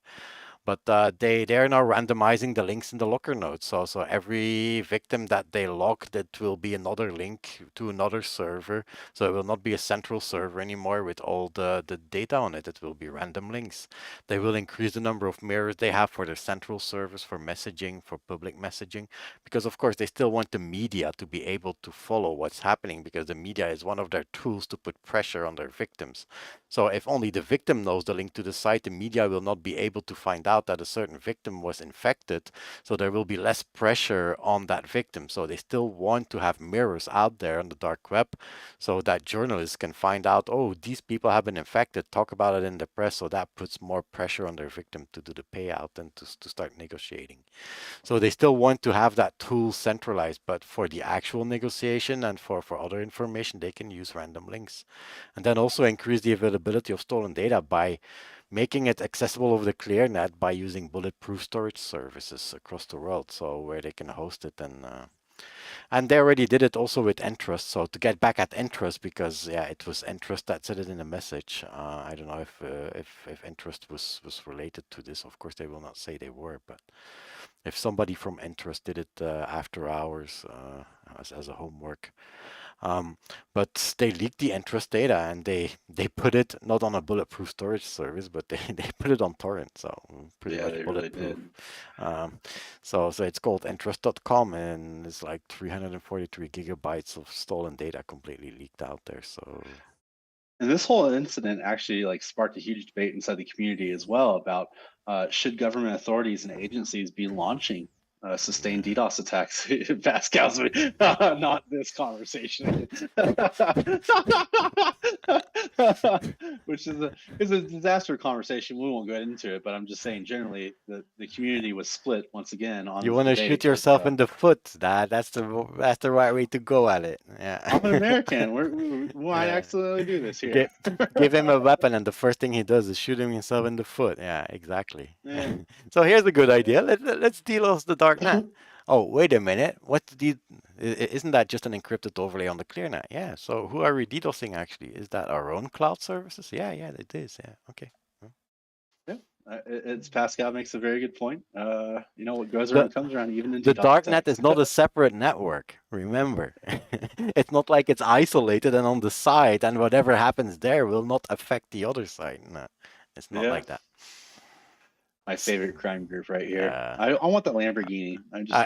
If you ever get tired of it, just send it to me. I wanted to put that picture just because of you, because you always talk about those Russian hackers with the cool Lamborghinis, and I know that you're always talking about Yakubets with this specific car. Yeah, custom. Yeah. Custom pattern. I told you, Luna. I told you I love Lamborghinis, and this is proof. Like. Maybe I can work a deal out where I can buy this. That's a really sick wrap on it too. I mean, that's a fun car. It's a V10 twin turbo all-wheel drive. Like, come on. Look how casual he's talking with the police agent. Should I ransom this American group or that American group? That's a conversation that's happening there. Yeah. So to go at the beginning of the story, how I came to this evil corp and to this picture is actually because there was a report by the Health Sector Cybersecurity Coordination Center that came out this month and said that evil corp should be considered a significant threat to the U.S. health sector. It's not something new because we know that evil corp is a serious cybercrime syndicate. They have been around for quite a while. They're highly capable. They have access to a lot of malware, and they have been done pretty sophisticated and high-level hacks in the past and ransoms. However, now the Health Sector Cybersecurity Coordination Center said that it's entirely plausible that Evil Corp could be tasked with acquiring intellectual property from the US health sector to feed into the Russian government.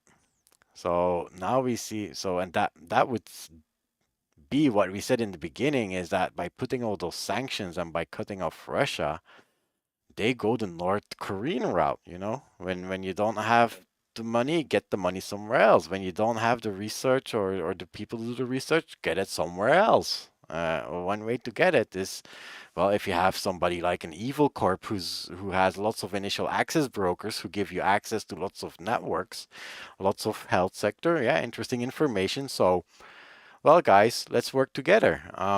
You go ahead and scrub the information, steal all the information. Instead of leaking it, give it to us, the government. And by the way, do encrypt their files and take the ransom. And as a good faith token, you don't have to pay taxes anymore on the ransom money. Good deal, no? So I think it's entirely as they say, plausible. Yeah, it's entirely plausible that this would happen. Yeah, of course. That's where we would see them working together, and that's also where we would see that those guys can still drive their Lamborghinis and on the Red Square and pose in front of it and make photos and publish them on Twitter and do whatever they want. And that's what we said in the beginning of the year until Biden sat together with Putin in January, and then the Evil Some of the Arrival members were taken up in Russia and And then convicted. released. And then released again once the war has started. Yeah. So yeah, it was a show of good faith. So 6 people were put in, or how many was it? Were put It in. was like 12. There's quite a 12. bit. Yeah, but they weren't the operators. They're like the money men Yeah. and the initial access Mules. brokers, Yeah. the lower side. Yeah, Yeah. yeah. So yeah. So they did a gesture of good faith, and then they invaded Ukraine, and then yeah, we all know that that's game over. So now let's leverage them instead of harassing them. Yeah. Huge So involvement there. yeah. Not surprising, but good to see that the health sector also knows it. Yeah. And even deeper into ransomware here, Quantum Ransomware Group was recently targeted the Dominican Republic.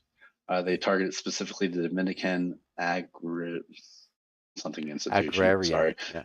agrarian institution. And demanded $600,000. It was a total compromise. It's actually a really bad ransomware infection. At the moment, this is also another place where the French have been sent in to help. You know, there's a huge trend that's happening in Latin America and the Caribbeans right now. You have Trinidad, you have Brazil, you have Costa Rica, now Dominican Republic. I think there was another one this morning. I'm not sure.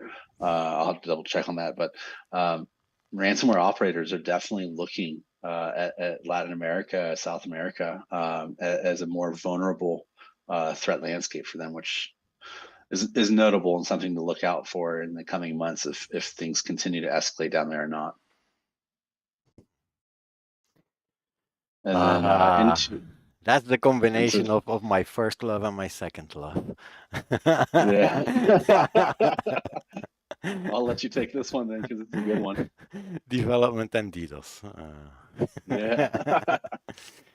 So yeah, you know we've been covering almost every episode those Python package index packages. So that's it in the open source repository. So that's what makes Python so popular for developers. It's not the language Python that is so great. I would say much to contrary because I hate the tabs and all the indents that you need. But it's the ecosystem because so many people adopted that language and created libraries. You can think of it, there's a library for it. You can integrate it in your programs like prototyping. You just pull together the packages you need, you put the glue code, and it's working. It's doing its job. It's great. Yeah, until attackers also find out. And until when you're typing in your package and yeah, we developers, there's one key that we hit most of all on our keyboards, the backspace. Type, go back. So yeah, we make a lot of mistakes while typing, and that's why typo squatting was invented, right? So when you have a package with the same name or with 2 letters, just the L before the K and you change the K to the L, or you take the J, for example. If there's a J, you put the K instead. Because that's just a finger slip away. So these things can happen. L's too. Yeah. Yeah. Yeah, and I's and L's. Yeah, those are that's not for the typing. That's more for the clickers. So the clickers that would be visual typo squatting. That's where you put an I instead of an L, because then you click on it. You would never type a capital I instead of a small L, right? In your keyboard. However, if you have the J and the K or the K and the L, you might type that incorrectly because it's just next to each other. Yeah, I have a keyboard in front of me. Who doesn't, by the way? Yeah, I was looking at it, making sure. Yeah, both of us double checking that fact right there. Yeah, I'm very factual in that. It was a QWERTY as well. Yeah. So typo squatting, so either physical by typing or visual by using an L or an L. So that's the trick typically to get those packages copied. Now the interesting part about this package, so typically what you see is like info stealers. So whenever you start the program, it will gather information, look in the environment for secret keys like AWS keys that sit in the environment, API keys that you might have somewhere in your environment. There's lots of secrets in your environment that might be interesting, or even certificates, client certificates that give you access to other servers that might be stored in your pod that they have access to that they can download. Others are copying clipboard information or monitoring clipboard information and changing the clipboard. Whenever you copy a Bitcoin address or wallet number, they will change it with their number. So when you paste it, you're actually paying them instead of the one that you wanted to pay. If you do the opposite, if you paste your, actually you should copy your own wallet address and then use that to pay from, and then you will pay from their wallet. But that will probably not work, is it? So in this case, it was actually, so the package downloaded another malware, an executable malware, and that executable malware contained DDoS attacks against Russian Counter-Strike, specifically Russian. Yeah, I put it in the title because it wasn't in the title before, but it's specifically Russian Counter-Strike servers. So yeah, so you see, DDoS against gaming in the combination with helping the war, trolling on Russians. Yeah, I didn't want to get like that far into it, but like I really feel like this is war related. That this is a Western Ukrainian hacktivist campaign here to really kind of piss off well, yeah, locals. I mean, it's not the first one. The other one was a Node.js package that was leveraged where the guy was encrypting files and then putting a message on the desktop to not make war and only encrypting files when the computer was located in Russia. So that was already a package, but that was in the Node.js, so on the Node store that it happened. Now it's on the PyPy, and now it's a DDoS attack against Counter-Strike servers. So actually leveraging Western computers to perform DDoS attacks against Russian Counter-Strike servers. So who are you hacking actually? Are you hacking the Western people or are you hacking the Russian people? well, it doesn't matter about the hack; it matters about the impact, right? Yeah. Well, the impact must be. I'm pretty sure that Putin felt that last weekend. So this is what I'd call a spray and pray attack. Just hope that you hit everything as possible and you get as many resources as possible. But at the same time, other people are getting impacted. Yeah. Speaking of impact here, this is going to be a good one. Eth.link, which is the DNS for Ethereum, is in a little bit of trouble. So the owner of Virgil, the former developer for Ethereum, is currently in jail. He was arrested after giving a presentation in North Korea, teaching people how to actually bypass sanctions with cryptocurrency. Very risky move on his part, but he got arrested and now he's in jail for the next 63 months. He has to pay $100,000 in fines, and his lawyers are unable to renew his domain. So what this means, on September 5th, Eth.link, the domain that's used for Ethereum DNS, is going to be up for sale, that anybody can buy it. So on September 15th, me and my bots will be there trying to purchase it. I'm sure Pascal's bots will be there to purchase it, but no matter what happens, it's going to bring chaos into the Ethereum ecosphere. It's going to be an interesting event. It's gonna be more difficult to get that domain than to get a Tomorrowland ticket, I can tell you. Yeah, I mean, it's gonna be hitting F5 all the time. Yeah, give me access. I can't wait to see who buys it. I think you and I have talked about this privately, that this might be a backdoor sell already to the government agencies like the IRS. Might be the IRS that buys it, because they have some interesting stuff right there, right under their nose, right? Yeah, because as you said yesterday, he can instruct his lawyer to get access to buy that. No, it's not like. Yeah, I mean, so generally the way I look at it is like you can give your power of attorney to someone else that should be allowed to update this. And also, he was in jail prior to the last refresh, but someone was able to make a payment on his behalf. Now, a lot of registrars will allow you to make a payment to extend someone's domain if they don't have the money, if something's going on. And in this case, GoDaddy has actually put out a blog stating that they don't care and that they're going to let this go back to the register, which is going to be interesting. Yeah, I'm going to keep my hands out of this one. Might be a good move, considering all the regulations that are coming down on cryptocurrency in the United States. Most notoriously, we had the IRS boom here, where we have 80,000 new IRS agents that are going to be auditing the middle class. So you just wonder, like, is this actually, like, conspiracy side? Is this a move by the? Yeah, you got to put tinfoil hats on. Is this a move to control the cryptocurrency environment? So into raids and arrests, my favorite little last part of these slides here. The Ukrainian government has been taking a lot of names lately. So the Secret Service of Ukraine, the SSU, took down a botnet. This was a large botnet, over 1 million bots that are part of a social political disinformation campaign. So you can see here in the picture from the SSU of all these little devices that have SIM cards that are posting and under control. Anyways, they that's another use these kind devices. that's another kind of botnet that we are used to. We are used to botnets that are other people's devices being infected by malware, but this is actually phones and stuff that I would actual say a physical. legitimately built Yeah, botnet. Yeah, yeah. yeah, exactly. It's not like you compromise anything. It might be You build it illegal yourself. acquiring all this. Yeah, that's a whole different side of the thing. But this user was using it to spread misinformation about the activities of the Ukrainian military and the political leadership inside Ukraine. So of course they're talking about like the location of the Ukrainian military, but they also use it to discredit the first lady. I'm really not too sure what happened in Ukraine with her, but just the same thing that happens over the United States. There's tons of disinformation that gets thrown around, trying to discredit The people's. Finnish prime minister. Yeah, exactly with her. She did nothing wrong. She was out on a night out, but they try to leverage it in the way that could be viewed in a different way.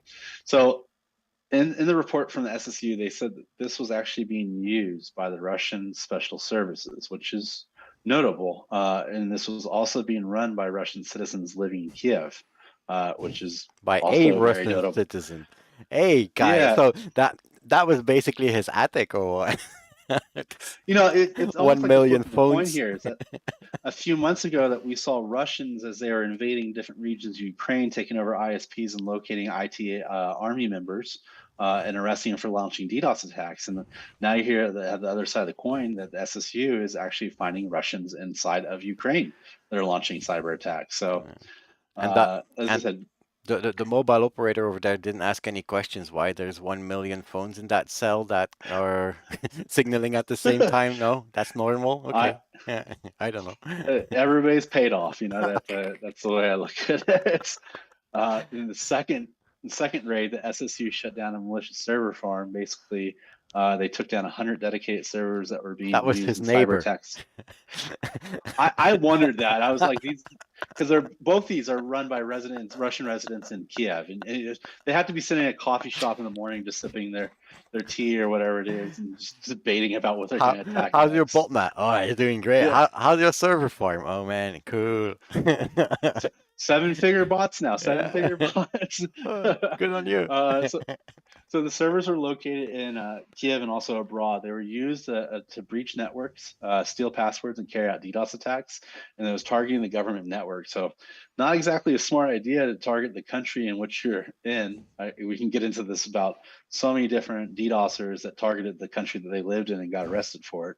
But once again, they were talking about how this was run by residents in Kiev. They had over 100 subscribers. And once again, the Russian special forces were likely using this, as they said. So, man, bravo to FSU for solving these problems. But now it makes me really wonder about how many more threat actors are in Ukraine that are Russian. These Like were only two there's, neighbors in Kiev. I think there's many people in Kiev now. yeah, I think the SSU is definitely shining a light down on an internal problem that they seem to have a handle over, which is Internal threat, yeah. yeah. So Tornado Cash, this was a famous Bitcoin cryptocurrency mixer. The U.S. Treasury sanctioned Tornado Cash on the same day the Dutch authorities arrested a suspect that was the developer. The Tornado Cash, the cryptocurrency mixer, was basically a virtual currency launderer, and it laundered over $7 billion of the crypto. So these people made a pretty good amount of money too, laundering all the different crimeware incomes. And so one of them was $455 million by the Lazarus ransomware group. Impressive. It's very impressive. But anyways, a 29-year-old was arrested in Amsterdam for his involvement of being a developer. They also talk about there is more arrests that are likely to occur over the next few weeks related to Tornado Cash. So if you're involved in Tornado Cash, deban, destroy, probably run away into a hole. It's too late. They're going to be, it's too late now. And this is something I want to bring back up again. We talked about it before as he got arrested. Now he is actually going to trial. So Josh launched a few attacks in 2017, 2018 as a very young teenager. He targeted the National Building Society, UK and Czech police, nuclear fallout gaming, which is a very popular target for DDoSers. What did he do different than all the teenagers that are launching attacks against Russian targets now? This is 2017, 2018. So like he hasn't actually launched any attacks now. Too early. Yeah. His claim is that he was a stupid teenager, and that's probably a good defense to go with. But he's looking at 13 counts of unauthorized acts impairing the operation of a computer, 2 acts of making an article intended to use for computer misuse. I'm not too sure in the UK what that is, but I'm assuming he made a blog or something like that, a computer or a website redirected. 1 count of obtaining an article to commit an offense, and 1 count of possession of articles in connection with fraud. Kid's looking at quite a few charges here. There's no option for what would we call it, ethical research. So he's definitely going to be facing some time in jail for these DDoS attacks that he launched. Yeah, but it's kind of strange that in this day and time where people are saying that they DDoSed. Oh, he's got to be mad. I mean, launching DDoS attacks in 2017, 2018, get caught for it. Yeah, and while people are launching legal DDoS attacks against Russia. Yeah. Is DDoS a crime? It is, but no, crime, yeah. Yeah. Talk to Josh about if it's a crime or not. I have the wrong t-shirt. I don't have his DDoS a crime. Yeah. Or DDoS. Yeah.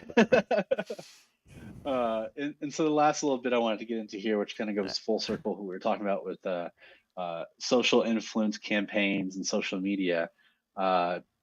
One of my InfoSec heroes that I always looked up to in this industry is Mudge.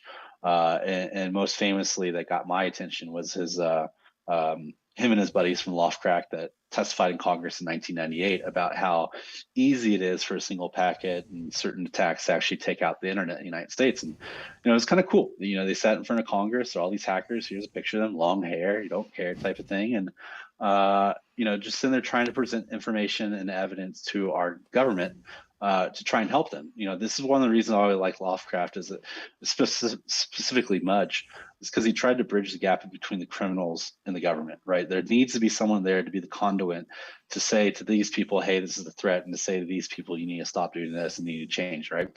And he's been the instrument of change in our industry for decades now. He's definitely a legitimate, verified member of our industry. But lately, he's been working with Google, was at DARPA, and Twitter. And so recently, in the last few weeks, he blew the whistle on Twitter, talking about how there's several issues inside as far as bots go, the way they count bots, which is a notorious argument between Elon Musk and Twitter right now, their lawsuit. He also got into how Twitter is really poorly managed as far as allowing external influences to come in and join the company to hand over data to other countries. This is going to be a very, very spicy and controversial testifying. So he's going back to Washington. He's going to testify in front of the Senate Judicial Committee, and he's going to talk about some of these issues that are inside of Twitter as far as foreign interference in elections and political officials and loss of power. It's going to be a very damning moment for Twitter. But we already knew about all the bots, but hearing that there might be actually people from foreign governments or agents. Well, that's something that's known, yeah. In there that sit on the inside. That is a whole other ball game, and that puts a whole other light on the problem. Yeah, and not to kick Twitter while they're down. All social media platforms have this inherent risk, right? Like they all have to deal with this. It's just at this point in time, Twitter is the one that's being called out for it, and they're being called out by a very legitimate member of this community. I cannot wait to watch this unfold live. It's going to be amazing. There's going to be a lot of details. Whatever happens, let's not forget who made those platforms popular. They didn't grow by themselves. Facebook didn't grow by itself. Twitter didn't come popular by itself. And it's going to be the end of us. My favorite word. It's going to be a very interesting week. You know, you have September 5th with the Eht.link going up for sale. On September 13th, you have Mudge testifying in front of the Senate again. Yeah. So it will be an interesting Buckle up. month. Yeah, come back next month because it will be interesting. I can't wait to cover these. Yeah, exactly. I might actually wear the tinfoil. Bring your hat hats. next, Yeah, bring your hats next time. Yeah. Just to be sure, just to be on the safe side, okay? Yeah, exactly. Lawful intercept. So, okay. With that, tinfoil hat off. Going out. Well, thank you very much for listening, everyone. I hope you had a good time. We certainly had. I'm feeling all warm and fuzzy about everything that we talked about. It was really great. Thank you, Daniel, for your insights. It was really interesting. So, and I hope to see you next month. Bye-bye. Take care, everyone. Bye.